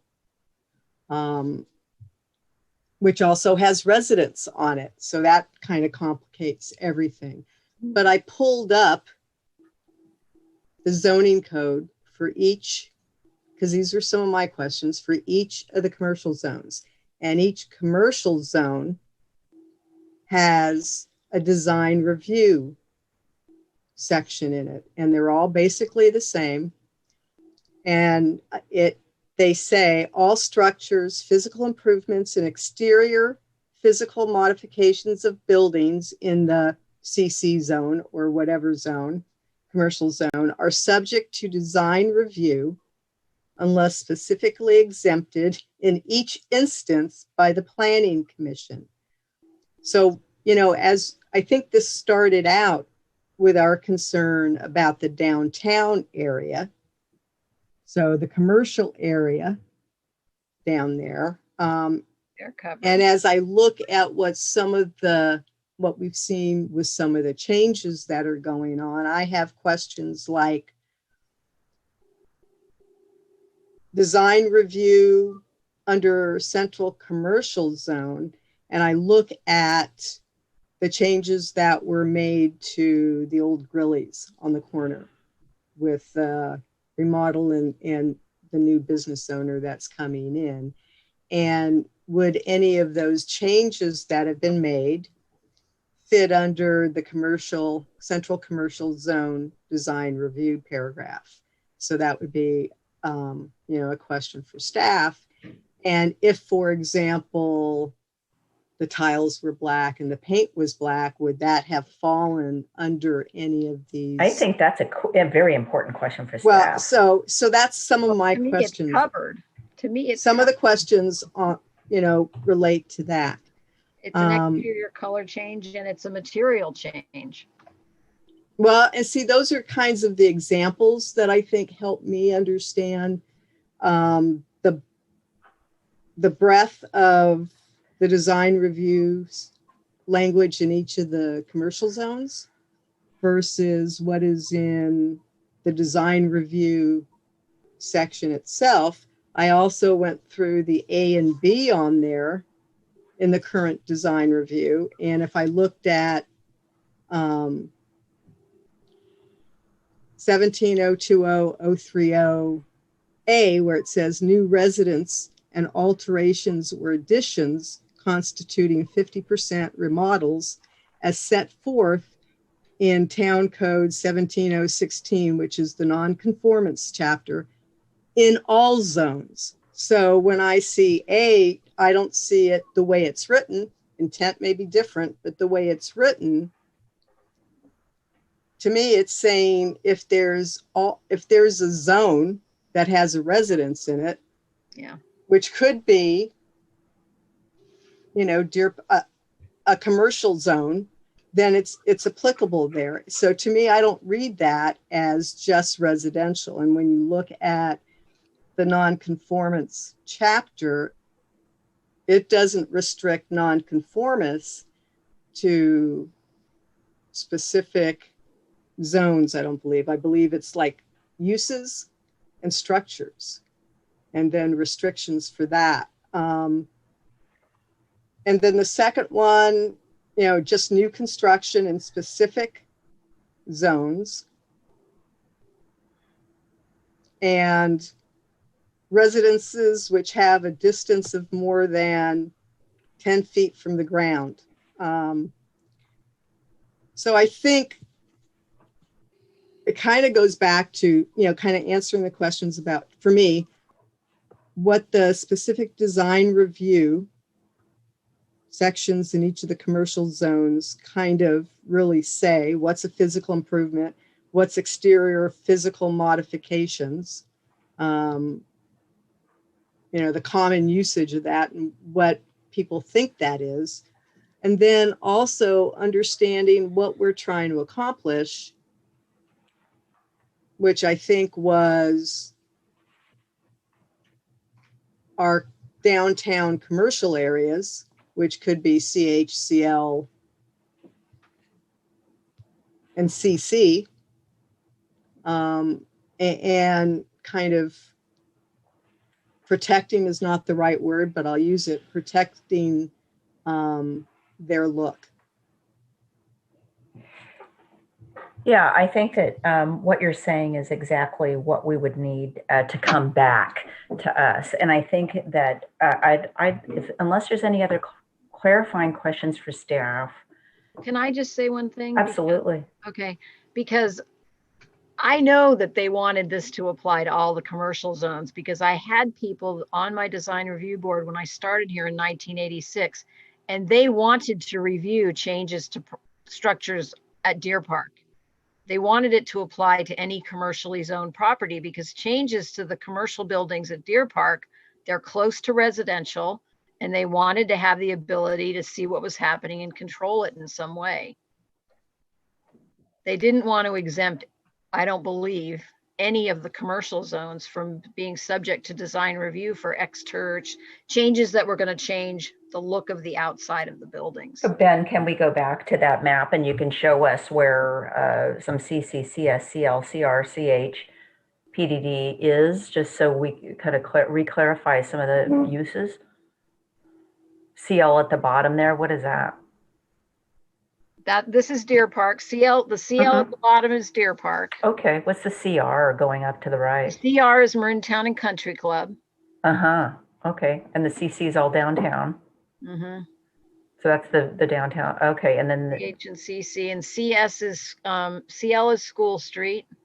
Okay. The two CLs are School Street and Deer Park Villa. Okay. And the service commercial is the lumber yard. So let's go up a little bit more. What's that PDD? That's St. Rita's. What would that fall in this? Is St. Rita's and Bennett House. Okay. So all right. And what about the CL way down there on the left? That's the old Chinese restaurant that is now an artist studio. It has a duplex on it and the tree cutting company. Oh, that's that historic residential building. Right. Okay. Is there anything up north of that map? Well, just the condominium projects, and I believe they wanted it to apply to our apartment buildings. That's all the multiple family residential. RM? What's the PDs? RM. Those are our condo projects, right? And so most of the PDs are the condo project. The one PDD at the far west is that gated community. I'm spacing out on the name now. Oh yeah. Shadow Creek. Shadow Creek, thank you. Yeah. And can you scroll, can you go up a little bit? I'm not sure what this. The PDDs at the end are the residential. That's public domain. That's the school. The PD is the school. It's public. It's not the same as PDD. Okay. I guess I want to pull back out then to the Planning Commission. We're hearing Linda saying that the original intent was to apply to all commercial zones, which included residential, multifamily, PDD, condo. Are we questioning that? I mean, I know that we started off with wanting to address just downtown, but what are people's thoughts about kind of that point? Well, I don't think those multi-family residentials are commercial. They're commercially constructed. Right. But pretty much anything in town is commercially constructed. You get a construction company. So residential multifamily is triggered by design review or not at all? Then they're not reviewed at all, Linda, if it's outside of this code. We can't hear you.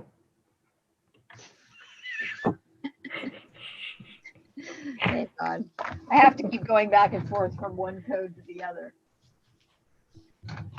So B in this section says new construction in the central commercial, limited commercial, highway commercial, service commercial, multiple residential, planned development district, single family residential master plan zones, duplexes in the RD 5.5-7 zones, and structures in the Ridgeline Scenic Corridor. So new construction in all those zones is subject to design review.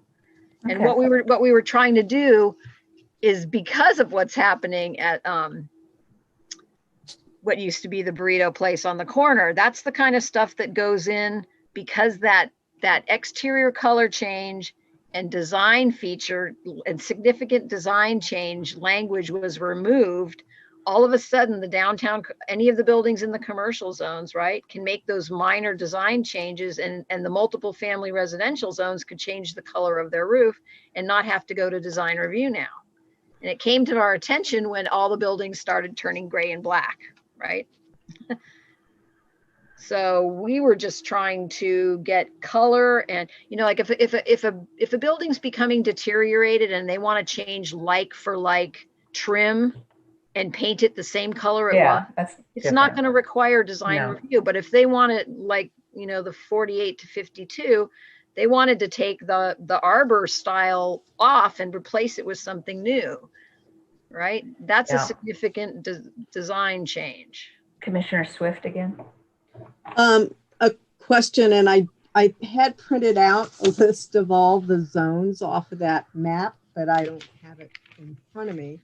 So, Linda, when you talk about like the multifamily zones, right? We have separate zones for like the apartments, correct? Those are maybe multifamily, whatever zones. RM. There are RM. So, because I don't have that list in front of me. So I didn't look at the code for those other zones. So those codes talk about design review at all? I will check right now. I think maybe while we're doing that, I'd like to ask any members of the public if you have any input on this or comments on this, please do raise your hand.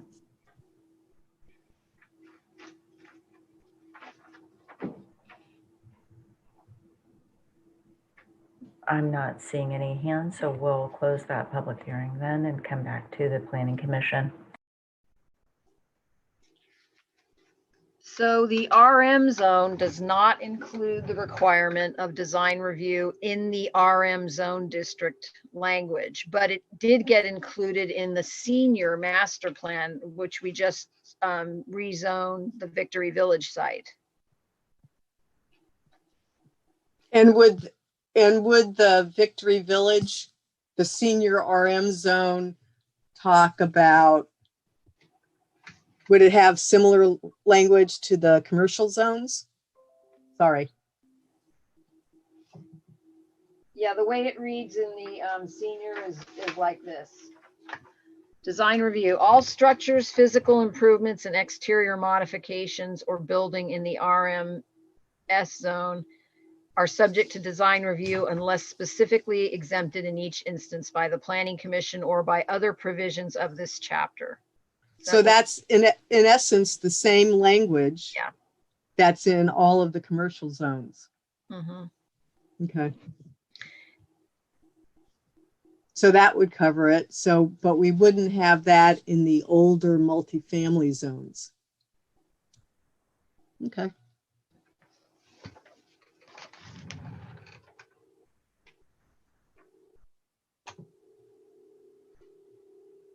I'm sorry. And I think as we started with this, you know, we started it from perspective of kind of the downtown corridor area in commercial.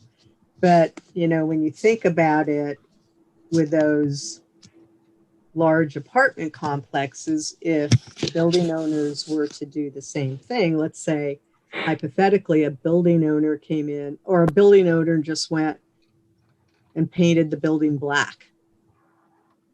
That may not be something that we would think would be ideal from that perspective. So I think we do need to look at those if we're going to do this and bring kind of the color and some of these other changes back into the design umbrella. Ben, I wanted to get your feedback on something before we keep going. I'll recognize you in just a minute, Commissioner Newton. Ben, are you there? Ben? 1 minute, Ben is between computers. Ah, okay. You need something. Well, then I'll go ahead and recognize Commissioner Newton. So, you know, I went ahead and painted my little house a rather unconventional way, and it was nothing that I needed design review approval for. Thank God. Because you people, I don't know about you, if you would have approved me or not. But I remember that across the street from Town Hall, that little house that's now purple was at one point a commercially zoned house and is now a residence. And I'm wondering if our intent would be to require something that was formerly commercial, but now residential to go through this, or if we should add the words commercial to the proposed language. So just a question, because I don't know how else we Can I would address that? include that. Can you guys hear me? Yeah. Okay. That's why I added in the ordinance, right?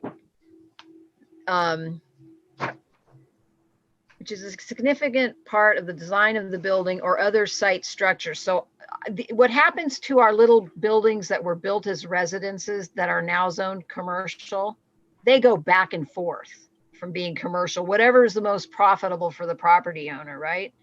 And so that purple color that was approved, that did go to the design review board, right? And I think that is a commercially zoned property. And I think that residences on commercially zoned property, because they change back and forth, need to be subject to that design review section. Their color change needs to be approved. And the residences on the, the Deer Park Villa property, they're right next to people, people's single family homes. Those could, if the Garangelli family went wild, they could go nuts and paint it zebra stripes or something. They're residential, right? They need to go to design review. Ben, are you there yet?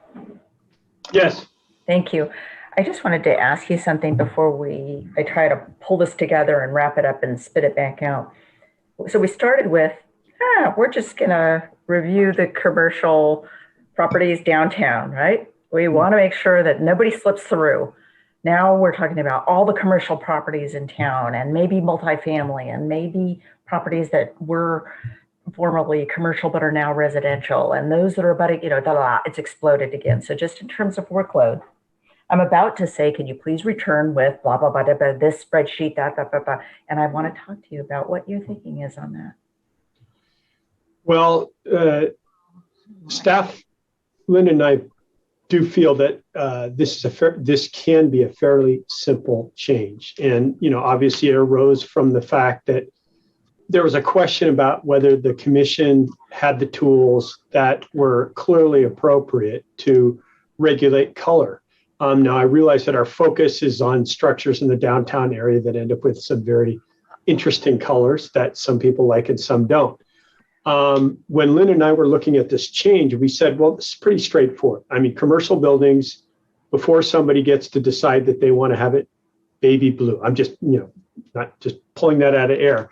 The town should probably take a look at that and say, yeah, we agree with that. Or if everybody decides that, hey, you know what, dark ochre is going to be the color for this year. And next thing you know, you end up with 4 buildings. So there's a pretty clear and compelling reason to address colors of commercial buildings. I think the tendency is to get hung up on, what's commercial and things like that. As written, it applies to commercially zoned properties. I think maybe we're going a little bit astray when we get into non-commercial, for example, residential multifamily. I would simply apply it the way it's written. I think it will address 90% of the questions that ever come up regarding, who the heck approved that color, right? So that's what I think this is simple, and it can be simple, and it'll be very effective as written, and that's my recommendation. I see Linda trying to speak on the same She's topic, muted. so I think she should unmute herself. So I used the example of putting this back in the ordinance is a way to have input in the downtown commercial area, but that was just an example. I was trying to put it back to the way it was when I started here, and we reviewed all the commercial zones. We reviewed exterior changes to the multiple family residential properties. Some of them have carports or uncovered parking. Let's say they want to come in and put in carport covers. It needs to go through design review. And so I was just trying to put it back to the way it was and the way the town operated in 1986, before this thing was taken out in 2002. It's not expanding it or changing it from what existed from 1986 to 2002 with the permits that I processed in front of the design review board. The only difference is we now have 2 new zones. We have an upland residential zone, and we now have a senior housing zone that didn't exist then. But all the other zones have remained the same. And the language, all we did was take out that monetary limit. So if we can I feel it's a little bit urgent just seeing the gray and black buildings, and luckily the people on the corner, did a relatively good job, but awnings always went to design review because they're considered to be an alteration, right?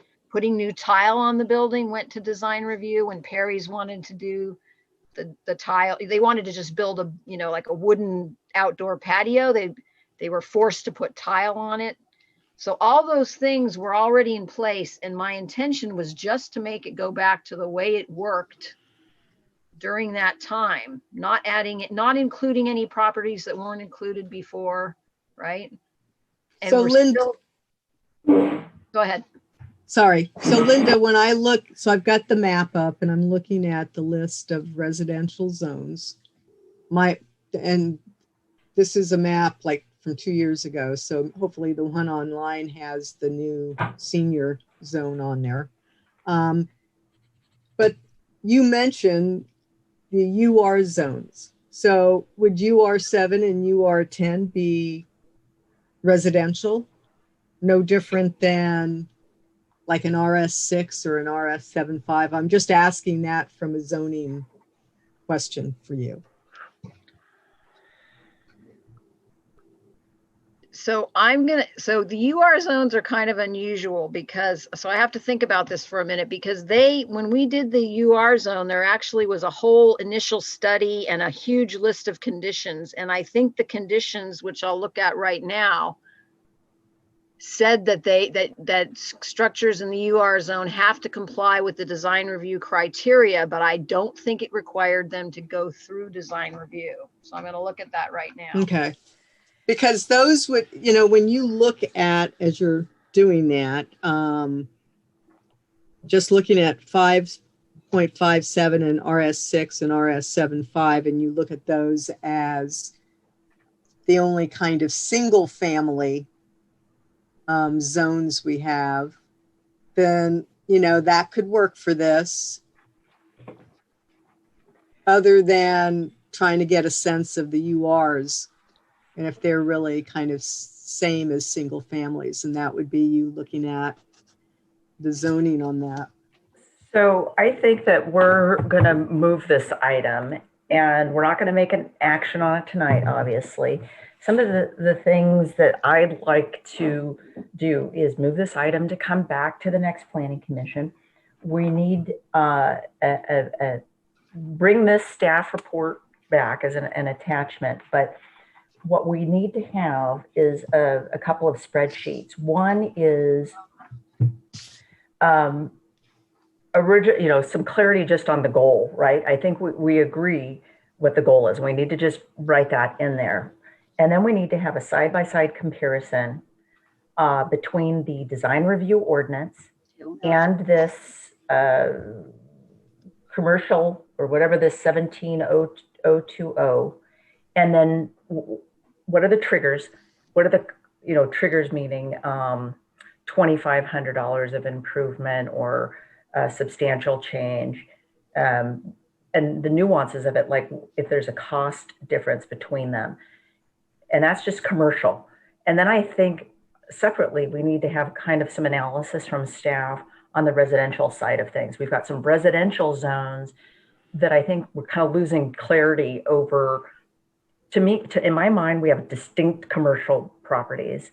There's residential properties that are constructed and fall under a commercial part of the code. And according to Linda, there was originally intent to have this overlap, but we need a separate analysis just from staff on residential properties that might have some relationship to commercial, why you think it's commercial, So that was the RM, the PDV, the seniors, some of the, all these others, some analysis on that and why you think it should be in or out. And I think that Mimi Newton's direction on including a strike through and underline of the 1702-030 is the right approach, including this resolution. And I guess you had the ordinance as an attachment.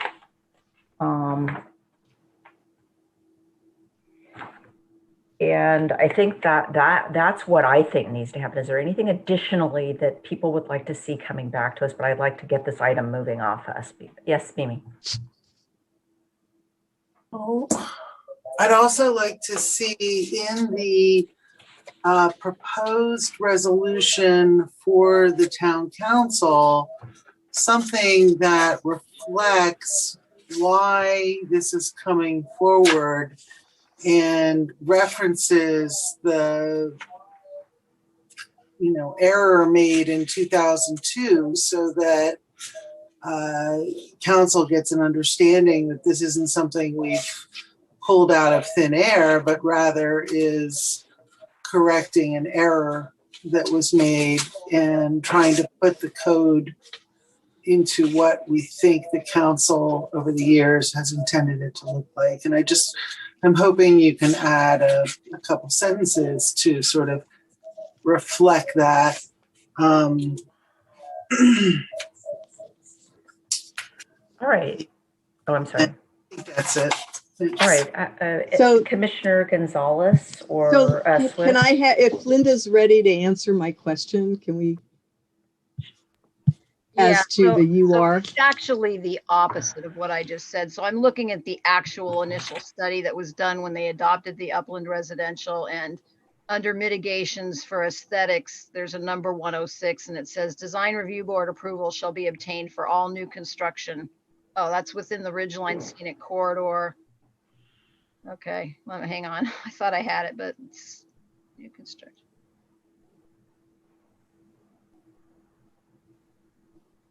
Oh, that's interesting. So they just want it for the Ridgeline Scenic Corridor, huh?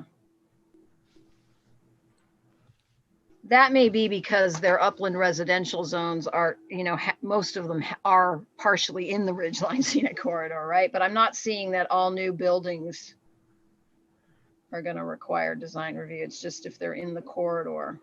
So I think that can come back under that discussion of the residential section, please. Just from my perspective, I don't know that with respect to Michelle's comments, I personally don't need that level of analysis on this, because I do think that kind of is a staff impact time-wise on this. So just to say that I think from my perspective, need to kind of have an understanding of where we would like to see this type of review generally. And then we could go from there, but that's just my perspective. So, okay, here's, I think, a sticking point then, because of what I think you're saying then is you want to only address this topic in the downtown. You don't want to correct the errors going back to the beginning. Is that what you're saying now? Because that's different than what Linda's talking about. No, I didn't say that. I just said I don't. Well, then how are we going to do that without doing that analysis? I'm confused. Okay, I just don't think, from my perspective, I don't see the need for that type of analysis. Okay, all right. To that. That's fine. Linda, I want to see it when it comes back like that. I mean, I don't know how we could do that without understanding. Okay, all right. Well, I'm going to go ahead and move on to. I just want to make sure the commission understands that when you do that kind of level of analysis, right? For a staff that is on call to the general public all the time, right? And is also trying to do our HCD annual reporting. It's going to be a few months before I can get that back to you. So I don't understand. Maybe I said something that maybe I'm not understanding. So in other words, she was asking you, right, real time, what does the code say on this, or what does the code say on that? And you were starting to answer it, but I was getting lost on the responses. So I don't understand how you can't do that and put that in the chart. No, I'm not saying that I can't do it. I'm just saying that I do not sit in an office where I have uninterrupted time. Oh, I I see. answer the phone, I go to the counter. Right. I'm just telling you that my knowledge of how busy we are here, Yeah. that's not going to allow me to do these spreadsheets and do the kind of analysis you're asking for by the next meeting. What is your idea then? Is there some in between then to get us to this point of urgency that you've raised? Well, I mean, if you feel better, maybe we should just, I originally proposed to Ben and Garrett that we just contact the codification company and make them restore it to what it was before, right? But Garrett felt that because it had happened so long ago, right, that we really needed to do it this way. And I mean, if people feel like it should just be restored to the way it was worded before, and maybe the 50% remodel thing that was added, be put at the end or something, or the location changed, and we just keep the language with the $2,500. I'm going to interject here. I think that the commission. Hopefully, we continue to move forward, and the commission previously discussed that things like $2,500 is archaic. As staff, Linda noted, we can do the analysis, we can do the spreadsheets. It's going to take months. I think you have to just kind of loop back to what was it that initiated the desire to address, this section of the code. It was because people were painting their commercial buildings and the commission wasn't able to review it. And I guess my concern is, and again, no good deed goes unpunished, is that we thought, we can do a 2-sentence fix, address colors in commercial buildings, meaning buildings on commercial properties. And I'll stick with that because I think all this CL, UR, RM, all that stuff, then we're starting to get into regulating what color people paint their residences. I think we're talking about commercial zones. I think we've got something before us that can be recommended up that will address a problem we have before us now. And I think we should just leave it at that. If we do otherwise, and Commissioner or Chair Rodriguez, you gave very clear direction. We can do that. We'll see you in about 4 more meetings because we've got a lot of other stuff on our plate. We're going to be down a planner as of next week, and as Planner Neal noted, we simply do not have the ability to crank this stuff out and turn it around. We were able to do this because it was a 2-sentence fix. But Ben, can you guys hear me? I can never tell if I'm muted or not. Okay.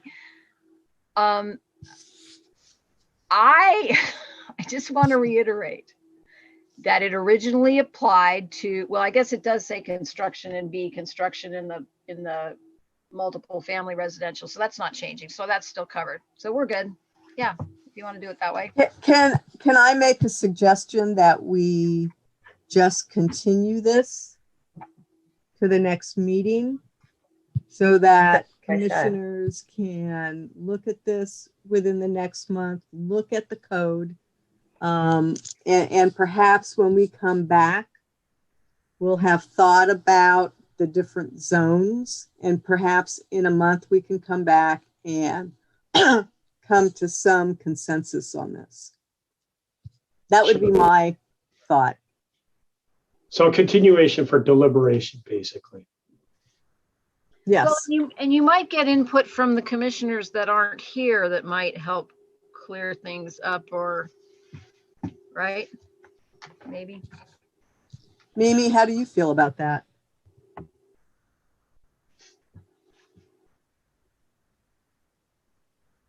Well, part of me just wants to go ahead and restore it the way it was, because that's what I sort of understood we were talking about at our last meeting.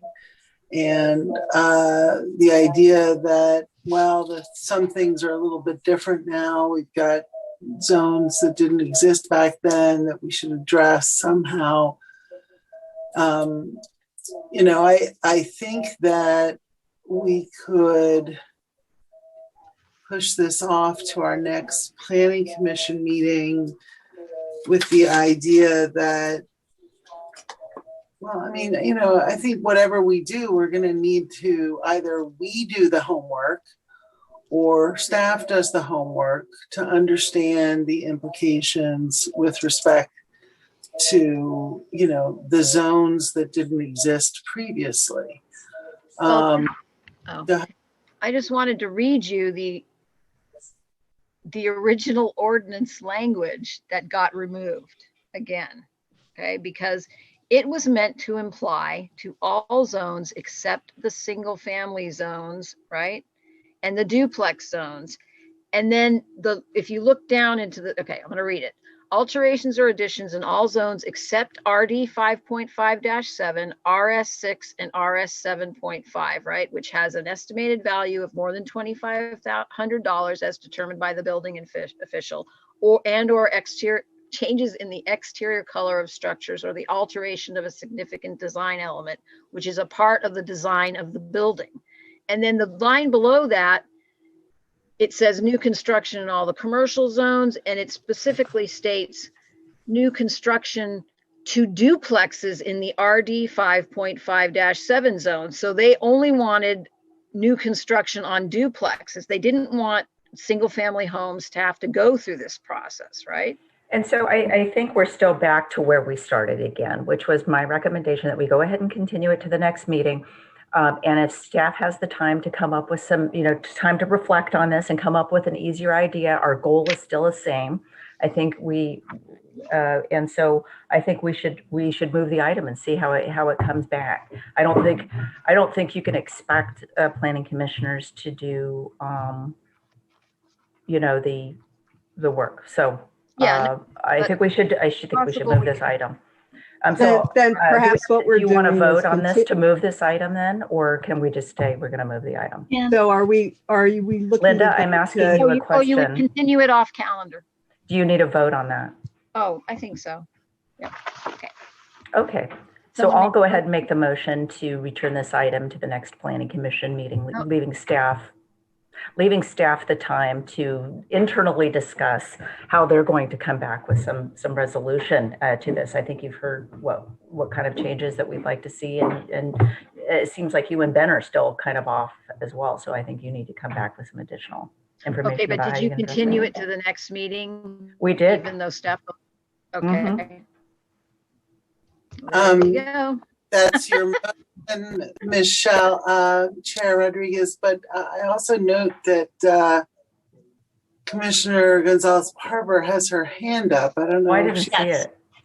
Yes. No, and that's fine. I was just going to say I like Linda's idea of restoring the code to what it was before, and then adding the new language at the end regarding the 50% remodel criteria. I also agree that the $2,500 value is outdated. There's no way to control that in Marin or in this day and age. So I think that's the easiest solution, is to just restore it to what was really intended. And maybe staff comes back, with that revision and, call it a day. I don't know. That's just my recommendation. I think you've got 3 planning commissioners so far that want that. And I want to recognize that we have 2 public members' hands. I know we had public feedback once. We opened it and closed it. Are you willing to open it again, people? Because I think additional comment on this would be helpful. And I'll note that there is a statement in the chat indicating that there was a problem with the public getting access to the Zoom meeting in time to talk during the public comment period. Oh, well, that's You mean terrible. general public comment? Well, let's recognize Frank Yeager. We'll open the public comment period.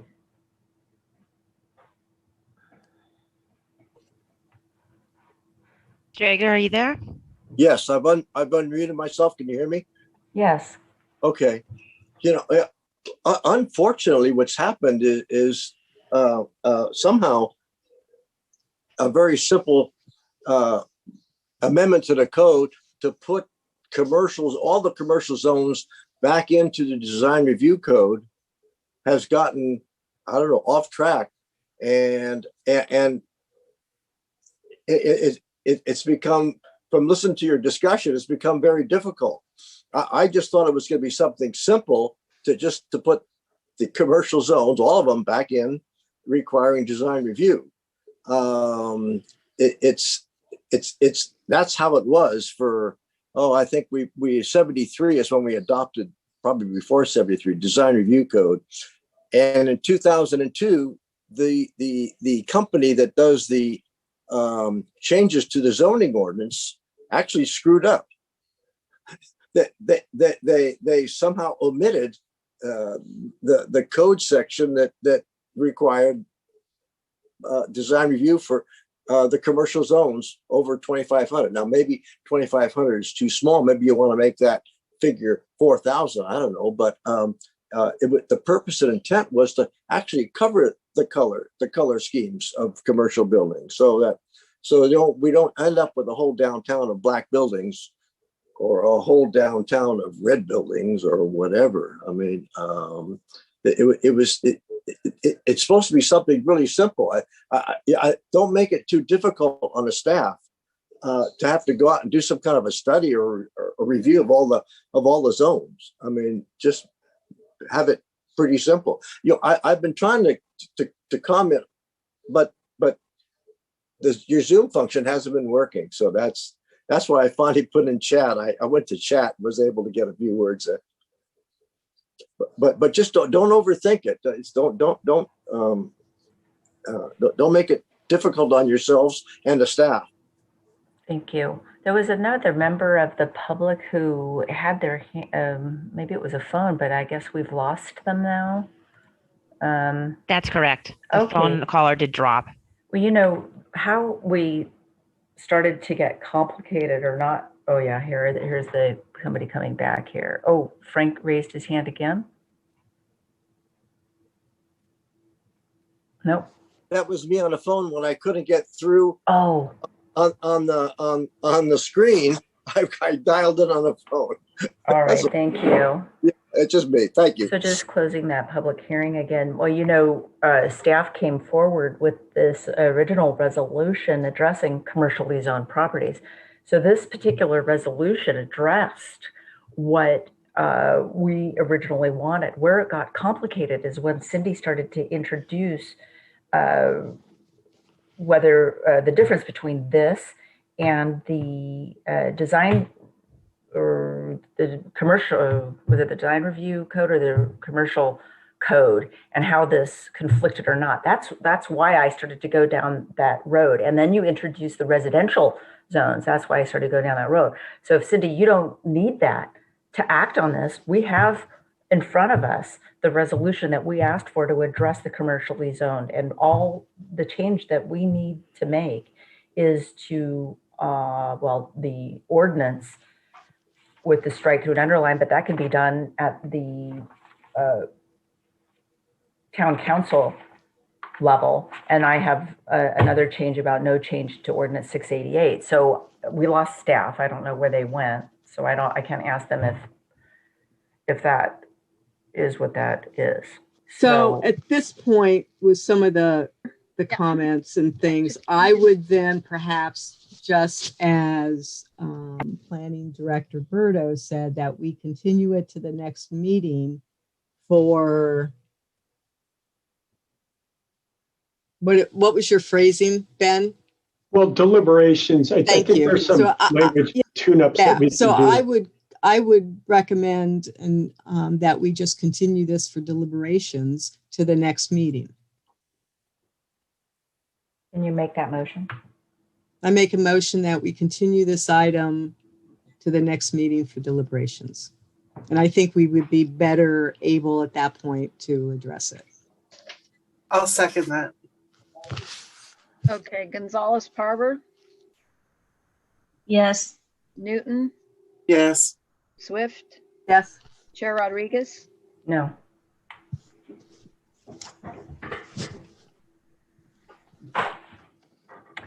Okay.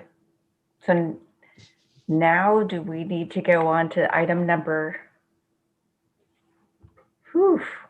7 on the boundaries on the ridgeline?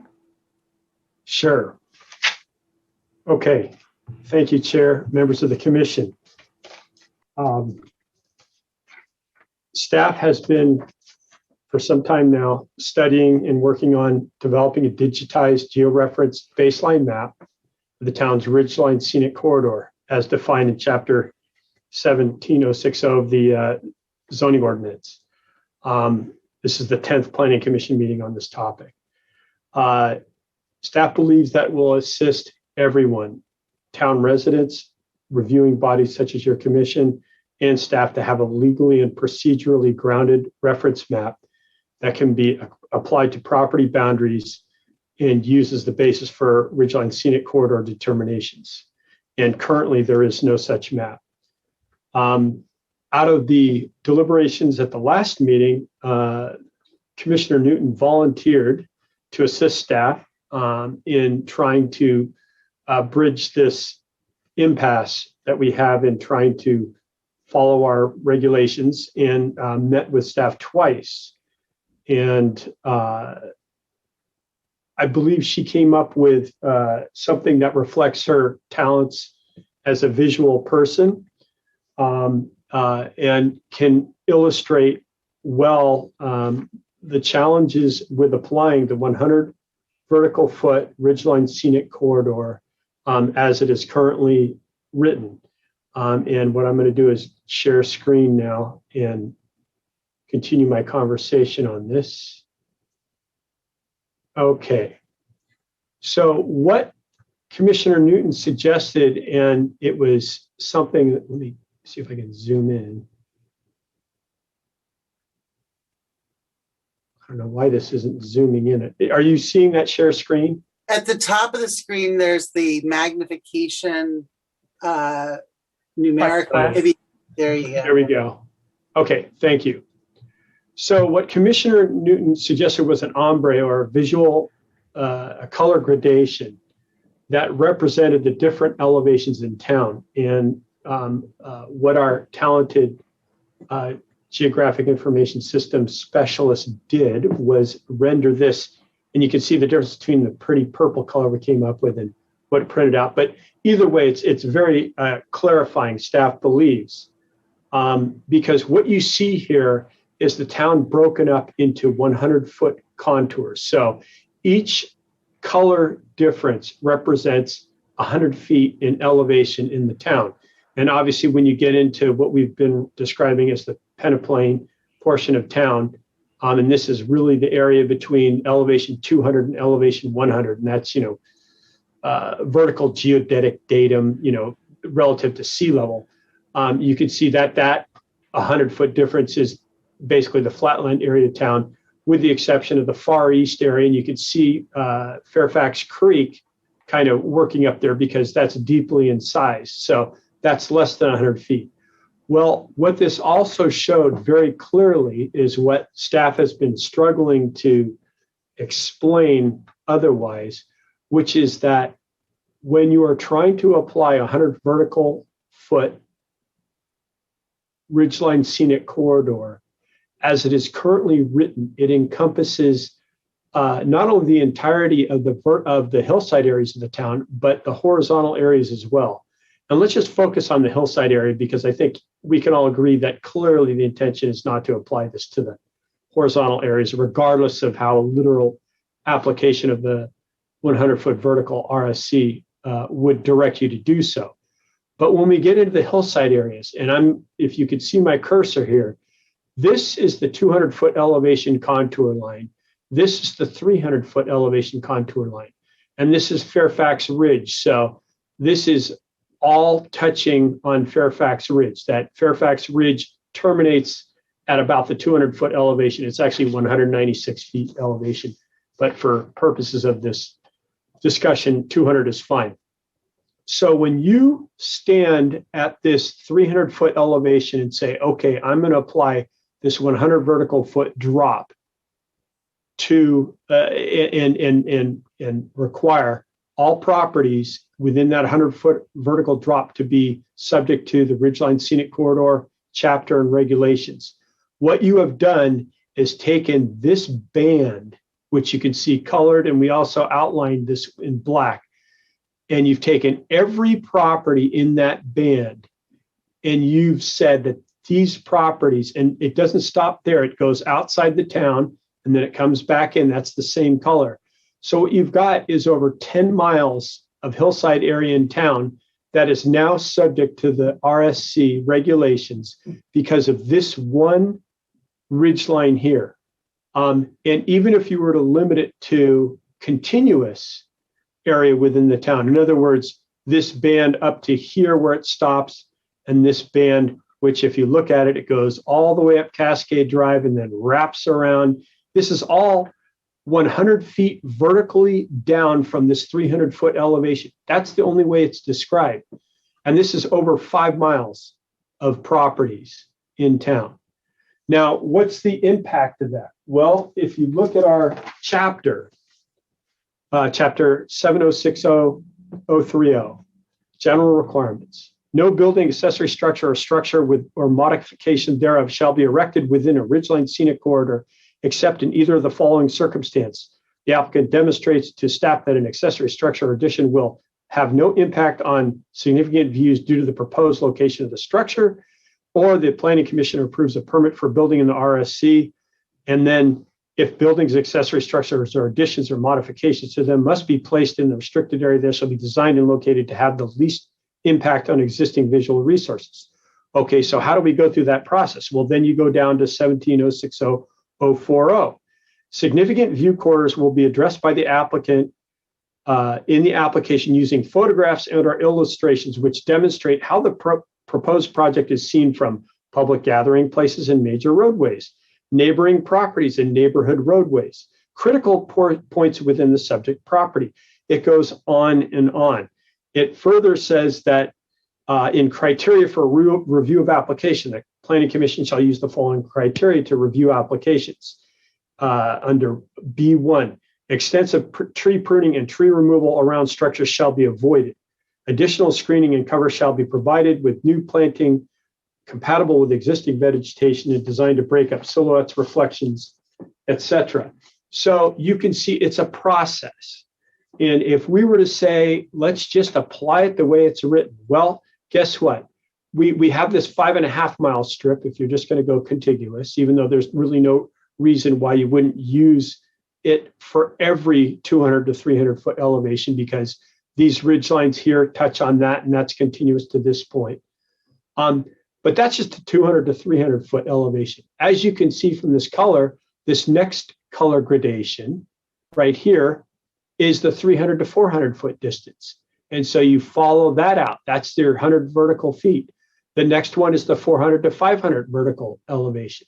So what you can see is what staff has been saying for some time now, is that when you apply the 100 vertical foot ridgeline scenic corridor, you are including every hillside property in town. And even if and that's assuming that we're just using a common sense thing to say, well, I know that the 100 foot would actually capture the entire town because this flat peneplain is captured within 100 vertical feet of this ridgeline scenic corridor, this ridgeline scenic corridor, this ridgeline scenic corridor. This one even touches the lowest elevation in town.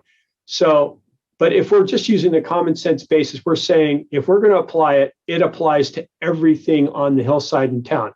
Well, as I just read from the chapter, people would now have to, for every hillside property, they'd have to go out there and photograph their property or attempt to do so from Sir Francis Drake, other critical viewing areas. This is what staff has been attempting to say is an onerous and unnecessary restriction on the public. It really goes so far beyond the original intent. And it simply is a result of the fact that in 1974, when they were creating these original maps and original regulations, and let me change the screen now to the original map, they had no idea that when you started to apply 100 vertical foot drop, that you went from this corridor to the entire town. And so what staff and Commissioner Newton discussed was a way to not necessarily eliminate the concept of looking at a vertical dimension to the ridgeline scenic corridor. And what we came up with, let's see, are you seeing something with the blue ridgeline, or did I just switch to that? We're not seeing a We're not shared seeing screen. any Okay, let screen me anymore. let me just go back to the, okay, I just got ahead of myself. Okay, so share screen, this one. Okay, here we go. So now what we have is what we came up with as a reasonable way to apply the vertical dimension of a ridgeline scenic corridor. In chapter 17060, it talks about if a property, no properties in RSC can exceed 35 feet in height. Well, what staff looked at here was what happens if you say that for any property that is within 35 vertical feet of a defined ridgeline, how would that impact when you're drawing that ridgeline scenic corridor? And we only had the time to do 2 ridgelines. Interestingly, we used Fairfax Ridge because, of course, that's the one that basically does the entire town. But we also did this one that circles around Miranda Drive. And what you can see is that by taking a 35-foot vertical distance measured perpendicularly from the ridgeline, you start to capture, let me zoom in on this. Okay. You start to capture the knobs, basically the finger ridges, where it's relatively level and branching off from the primary ridgeline. So this is the primary ridgeline, and now you've got a finger ridge. Well, so what we have by saying we're going to map 35 feet vertically from this ridgeline is you're now capturing these little finger ridge, these flatter, higher areas, which when you think about it, it may not be the main ridgeline, but it's something that because it's close in elevation to that ridgeline is still highly visible from public viewing areas. And whether it's on this side, and when we complete this mapping, if this is something that your commission wants staff to pursue, you will see various places where this vertical dimension actually captures some of these subridges, and therefore would, in staff's recommended mapping, would apply these very stringent ridgeline scenic corridor regulations. Furthermore, staff believes that that's appropriate. It would address the concern that we have and the heightened need for review of properties that are high up on these ridges, whether it's a finger ridge or a primary ridge. But it would avoid creating this really unnecessary burden on every property owner. Now, the other alternative would be to simply say that the 100-foot vertical RSC is unworkable. We really can't apply it to every hillside property in town. It's just asking applicants to go out and take pictures, and then we're looking at it, and then we're doing findings, and then we're issuing a permit. Is just kind of an exercise in futility. So, those are the 2 options. I realize that everyone has been trying to work their way through this process. It's been 10 meetings and counting. We're not necessarily recommending anything tonight. I'm going to show you some of the other maps that we have. Other maps. Okay. Another map.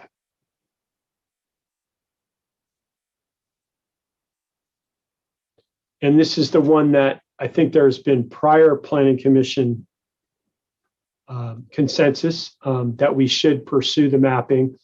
And what this represents is the georeference 1974 visual resources map number 9.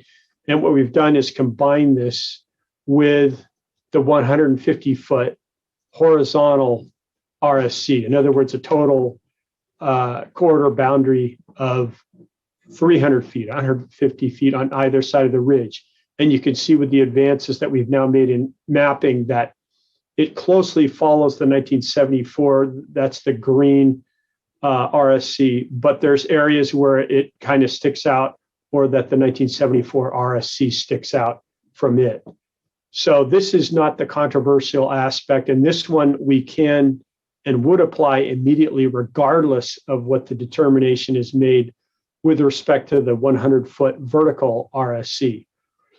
So that's where things stand today. And staff would ask for Commissioner Newton to make any comments she might add, and then welcomes discussion from your commission. Well, thank you, Ben. My, thoughts to the rest of the commission are, to imagine yourself standing at the highest point of that Fairfax Ridge, about 900 feet in elevation above sea level, and,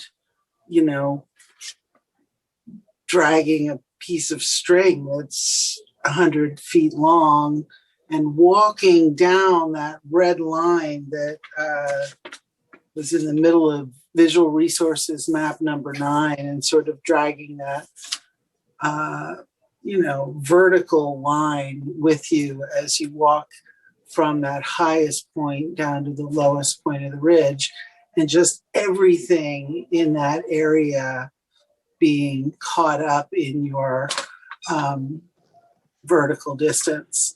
And to the point where you get down to the bottom of the ridge, you'd have to hide in the stream bed to avoid being caught in that vertical distance. So it was really the measurement from every point along the uppermost top of the ridge down to the bottom of where that red line in Visual Resources map number 9 was drawn. So if you guys have questions, Ben and Jill and I can hopefully answer them.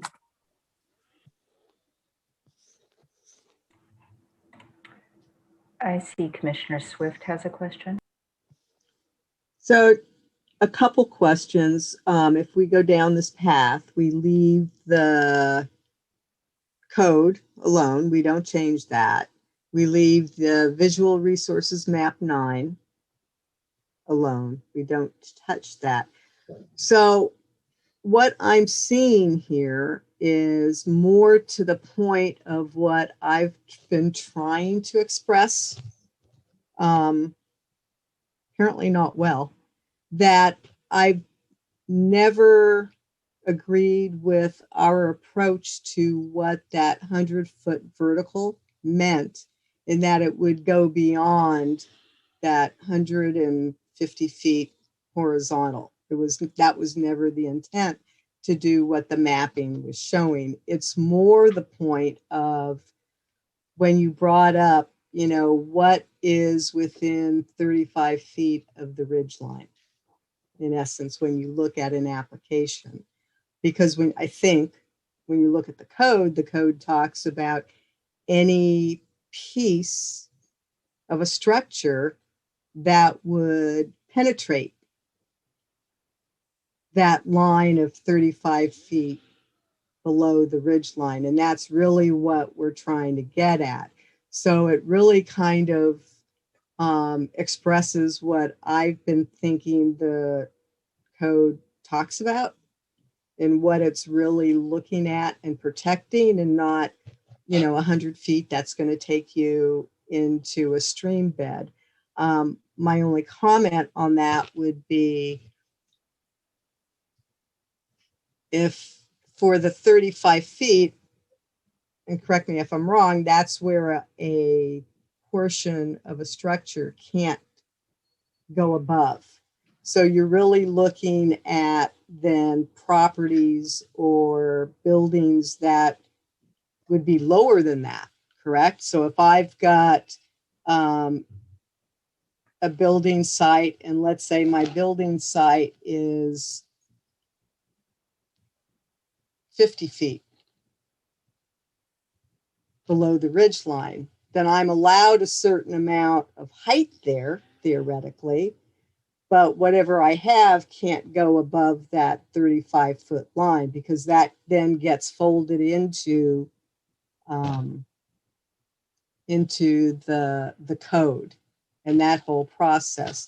So just from looking at this from any property that's 35 feet or above, you'd have to look at it, and correct me if I'm wrong, from any property that is lower than that, where, because we have, let's say, whatever our height limitations are on buildings, 2 or 3 stories, and what the height limitation is, you'd have to accommodate that, because you're really looking at what pokes above that 35 foot. Yeah, we're trying to avoid structures that penetrate the plane of the ridge. And when you look at the Ridgeline Scenic Corridor regulations, they're pretty much directing applicants that if you're within this vertical or horizontal or the historic map, you need to look at alternatives. You need to study the visual impact. There's a lot of requirements. There's some properties that are sitting right on top of the ridge. Well, okay, guess what? You get a 15-foot tall building in that case, if there's no other alternative. So that's the idea, is we're just capturing the increased visual sensitivity of these properties and applying very stringent regulations to the review of those properties, and saying, yeah, if you can, stay out of that zone.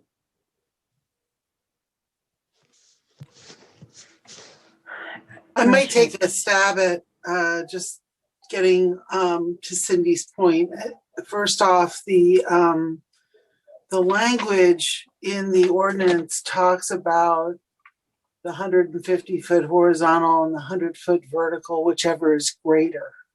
And so what I think we're talking about, you're right, not amending the ordinance, not amending the map, nothing like that, but to use this as a tool for staff to advise people whose properties fall within the distance of the ridge that they could potentially build and break that ridge plane. So if the ridge is absolutely straight at 600 feet above sea level, above their property, and their property is touching at the level of 565 feet above sea level, then they would be within that 35-foot zone and therefore subject to the protected area requirements.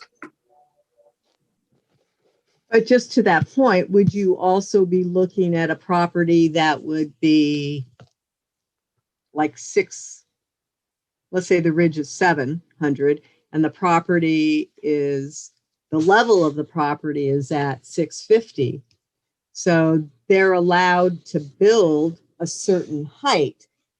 So they have to, whatever they would be looking at building within our height limits can't penetrate the 35 feet. So you'd have to be looking at properties that are lower, but I think we're saying the same thing.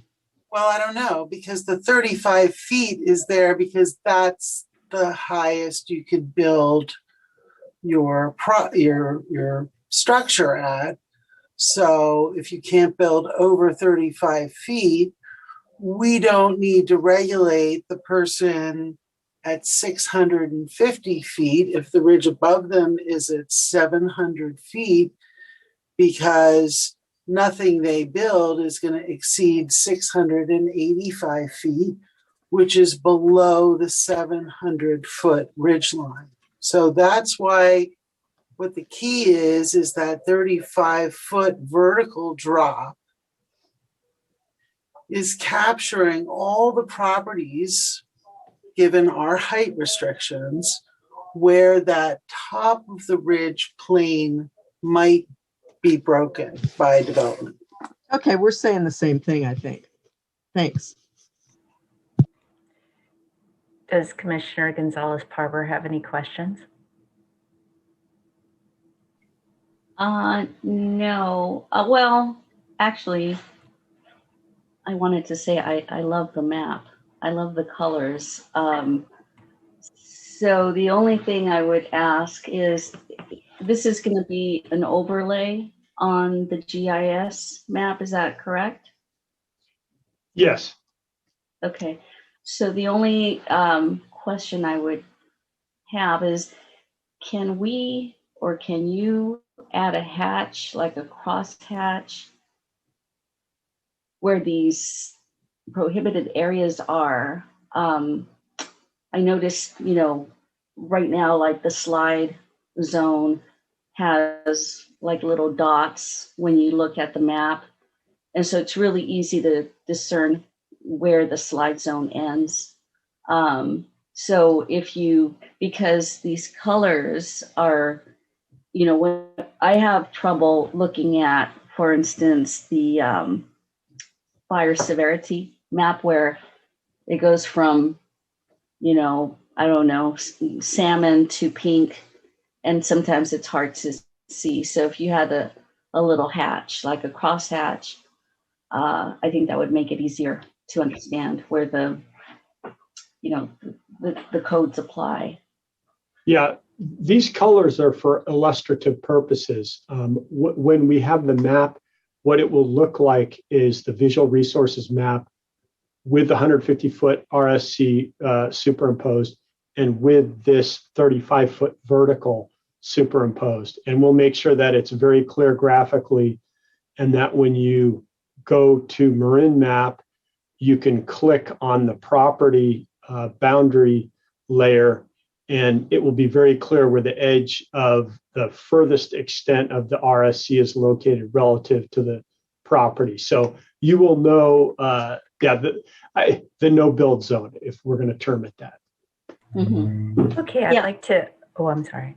No, that's what I was going to say, the no build zone, or the, no man's land, whatever you want to call it. But yeah. Yes, if you could, if it's sometimes, the hatch. So I like the purple, but if you have to go to a different color, the hatch would be very helpful.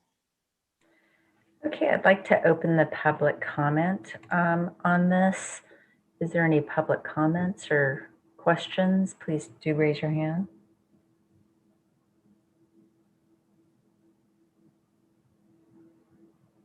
Concerns me that we're not seeing anybody's hands again, like it's a Zoom problem. No, I think that there really isn't any questions at this point. Okay, I'll close the public hearing then. One thing I might suggest is that if somebody is attempting to make a comment and they're having some technical difficulties while we're on this item, we could just, if we see a hand raised, we could just, Tamala, if you could keep an eye out for it, because we know that there have been some technical challenges, and we suspect that at least one individual in the audience might want to comment on this. Okay, so what staff is hoping on this item is overall commission support on this item and direct staff to complete the mapping and combine it with the digitized georeference resource map and with the 150-foot map. And so are you looking for a vote on that, or what do you want from us? Yes. It would be good to just get a vote affirming this direction. And so is this the map you're hoping that they're accepting? Well, what are you asking for them to accept? The concept, right, is to direct staff to complete the mapping of this 35-foot vertical and to combine it with the other two maps to come up with a cumulative Ridgeline Scenic Corridor map for use by the town in applying the RSC regulations. Is anybody willing to make that motion?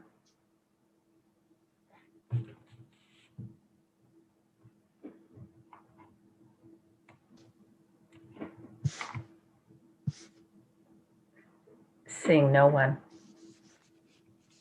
Wait a minute. Well, I'll make the motion to recommend this. Is there a second? Second. We have a first from Esther and a second from Swift. Staff, do you want to call it? Let's see, is Linda Okay. there, or I can Nope, do it. she's So, gone. Gonzalez, Okay. Oh, she is. Can you hear me? Yes, Yes, Okay. that would be a yes. All right. Newton, Yes. Swift, Yes. Chair Rodriguez. No, again, no. And the reason why I'm saying no is because I don't think this is the intent of the code again. I don't think it provides adequate protection. And I don't think this approach was right. So I'm not. Okay.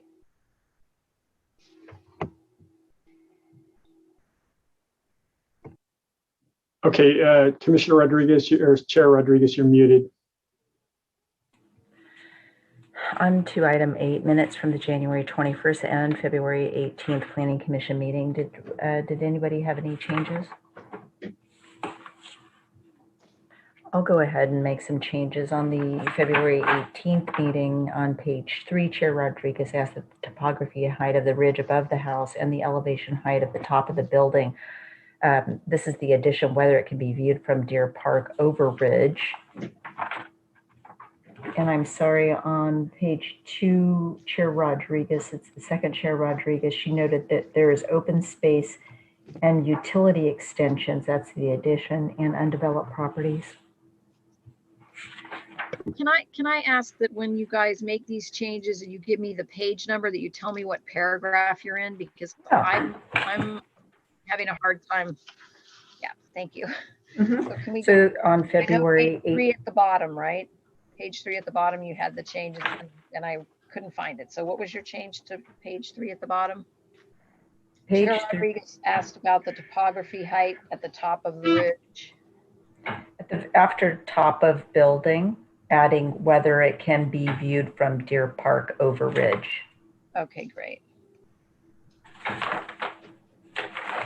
On page 4, the first Chair Rodriguez, second line, after she has concerns about privacy, to adjacent neighbor or from adjacent neighbor, either way. Great. On page 5, second bullet, there is a watershed running through project and is known owl habitat. And then the 6th item, the building facade is flat and high on the right side.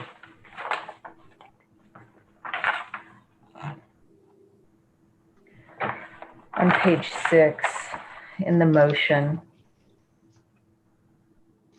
item 5C, the landscaping will be installed prior to the occupancy being issued, issued. Oh, got it. Okay, thank you. Condition 6, number 29. Deletion of the number 29. I don't remember what that one was, so let's skip that one. I don't remember what that one was, so I'll skip that one.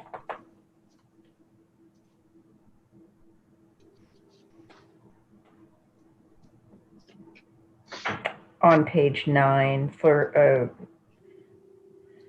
at the bottom of the page, the last Chair Rodriguez provided the following comments. Bullet 1, the methodology for the RENA number for Fairfax is a concern because it's yielding 3 times the number of dwelling units from past. Did we get both of these minutes? I know on the agenda it says February 18th and January 21, but I think all I got was February 18th. I think we had the other ones in last month's packet. Yeah, okay, good. Thank you. Does anybody else have changes on February 18th, Commissioner Newton? Okay. On page 2, under 63 Spring Lane, the first paragraph, principal planner should be planner Neil. And then at the end of the last sentence in the paragraph, the commission has the authority to act on this tree without a recommendation. On page 3, Commissioner Newton asked about the landscaping and whether fencing would be used for the backyard. Page 4, there's the second reference to Frank Egger's comments. It should be Mr. Egger. The bottom of page 4.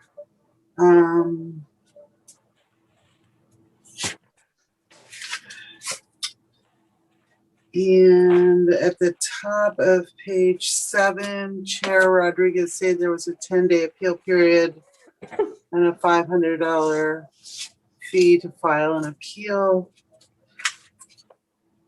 Should be added, and I think that's it. So can I just say that I was actually unaware of the fact that the appeal fee has gone up.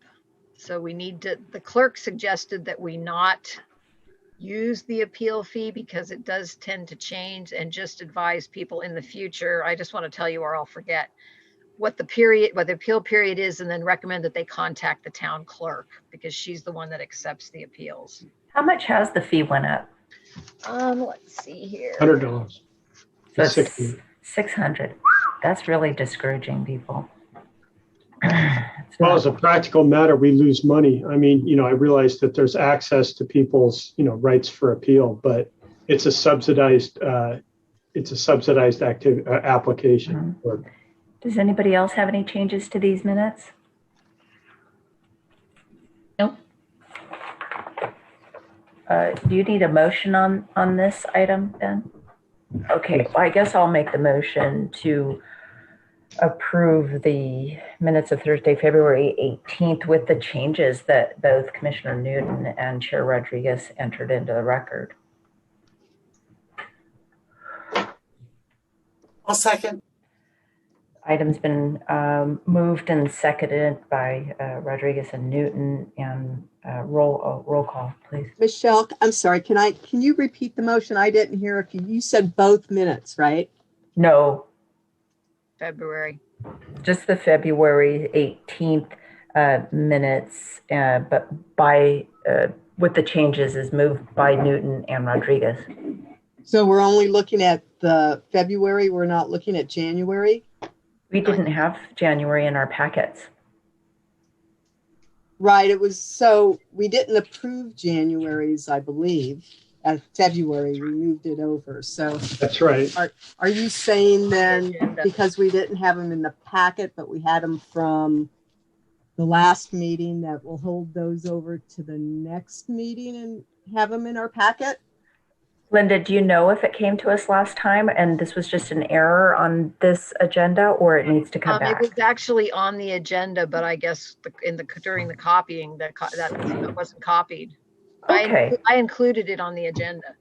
Because I believe last time our meeting ran a little late, and I think, and you didn't, right. Okay. and I think we decided to move the January ones. Right. Okay, so I will amend my motion then to bring these. Before you do, Chair, I was not at the January meeting, so I would abstain from voting on the January minutes. So we wouldn't have a quorum. We're not taking any action on the January minutes other than to ask staff to bring it back to the next meeting. Okay, got it. And you can act on that at that time. So we're asking for a roll call vote on this. Okay, Gonzalez Parber, Yes. Newton, Yes. Swift, Yeah. Chair Rodriguez. Yes. Okay, planning. Thank you, everybody, for that, and thank you, Linda, for thank you, Linda, for your effort on this and for turning around the resolution. She's been doing a great job of doing that, and we've been signing them right away while they're still fresh and are, and it really works good for getting the public information and all of that. So she's doing great. Planning Director report, item. Yes, a few things. Number one, I don't know if how many commissioners were watching the presentation by the Climate Action Committee on their climate action plan. I have heard previously from commissioners that there might be some interest in reviewing and discussing that. And so I wanted to bring that to your attention. If you would like us to ask the CAC to schedule a joint meeting, or at least have a member present, probably more realistically, a member be present at a future Planning Commission meeting, perhaps the April 15th meeting, to discuss that. If your commission wants to make a recommendation. And then I'd like to note that our assistant planner, Kara Spencer, is going to be moving on. We will certainly miss her. She was a great presence in the office and provided some really good analysis and perspective based on her background. She's going to a full-time job with benefits, so we know how that works. And then finally, staff has noticed that in the thoroughness of the commission's review of the packets and staff reports, et cetera, that oftentimes they don't get their comments into us until the day of the meeting. And the challenge is even though we really welcome those comments and questions, the day of the meeting is really tough for us because there's always stuff going on in terms of just the logistics of getting ready for the meeting, questions from applicants, neighbors, you name it. It just gets super busy with meeting prep. And so I guess a request would be the earlier you can get us those comments, the better, because it just makes it much less stressful day of meeting. Or, it's a possibility that we wouldn't necessarily be able to respond in full to those. So just a request on that basis. And that's all I have for now. You on the 2021 League of California Cities Planning Commissioners training. Did that registration get full already? Do you know? Well, as far as I know, there is no full, right? It's a virtual conference. Yeah, I should also point out that's coming up. This conference, Planning Commissioners, if you have not registered, I think Cindy and I has got some great stuff on it. Relationship between Planning Commission, City Council, and planning staff. The Planning Commission's role and state limits on its discretion, the legislative update, affordable housing section, how to prepare findings and conditions of approval. There's some good topics in here that I think we could really benefit from. And this year it's a bargain, and instead of being with physical presence conferences where you're gone for 4 days, on this one they're actually breaking it up. So don't let potential cost to the town. I shouldn't say that, but if you're interested, it's really a vitamin pill too. It's just a great way to see what the best practices are, and hear from subject matter experts in a variety of fields. Plus, that information will be available. The conferences are taped, so you can use your registration to reference that for future. If you have future questions or need to loop back to that. So thank you for bringing that up. Any commissioner comments and requests? Commissioner Swift. So Ben, can you tell me where we are with our annual update to our housing element and report? And can we talk about having that come to us, or at least a copy? Yes, the state, because of the COVID situation, has pushed that back. I believe it's June, but Linda, you can probably, she knows when the exact time is, so I'll let her give us that. The challenge is that, as with many things dealing with the state, the format that they provide, there is a spreadsheet. It doesn't print out. It's just column after column after column. So maybe if you're looking for something specific, we could try to distill it. I believe, and Linda's the person who's been doing it. It's just something where we provide the info that they request, and then at some point in the future, they summarized that and it's available somewhere else. So is it possible, if what we've done in the past is take that spreadsheet, we fill it in, and then we email it back to the state, can any of us, because we're supposed to review that within the planning commission, can we just get a copy of that spreadsheet and then we have that to look at and become familiar with it? I don't think, I'm not sure the housing element annual reports are available online with the state. So that would be helpful, especially as we're now entering into the updated housing element, to have that, to be knowledgeable of it. We will endeavor to provide that spreadsheet for your commission and answer any questions about, how to read this thing.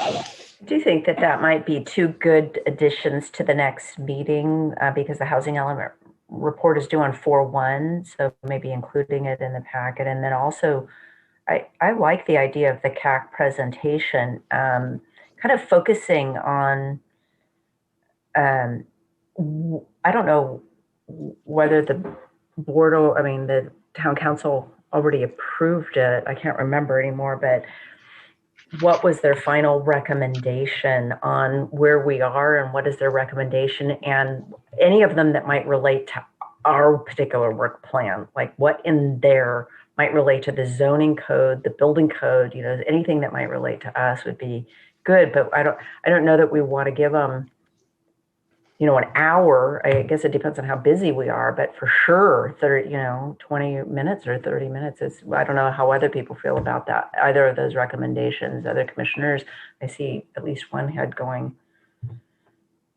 Okay. Any other commissioner comments then? I have a comment. Yes, I just wanted to say about the paint sample on Bolinas, was it 48 through 50 Road? It seems like something really simple, but it was really helpful to have the actual paint on the plans, which, nobody ever thinks of doing that. I mean, I've never thought of doing that. I don't know how simple or how difficult that is for people to, provide, but it's just, it was a big improvement and probably less expensive to do it that way. I agree with that. And I had made that comment to staff that I really appreciated having that on the plans themselves. And I would like to see that going forward. And then the only other piece of that would be the other things that we see normally on a board, such as siding samples and all that other stuff. But at least as far as the paint, that was really helpful to have that come to us that way. All right. I'd just like to thank Chair Rodriguez for moving this very, very chock full meeting along to before 11 o'clock.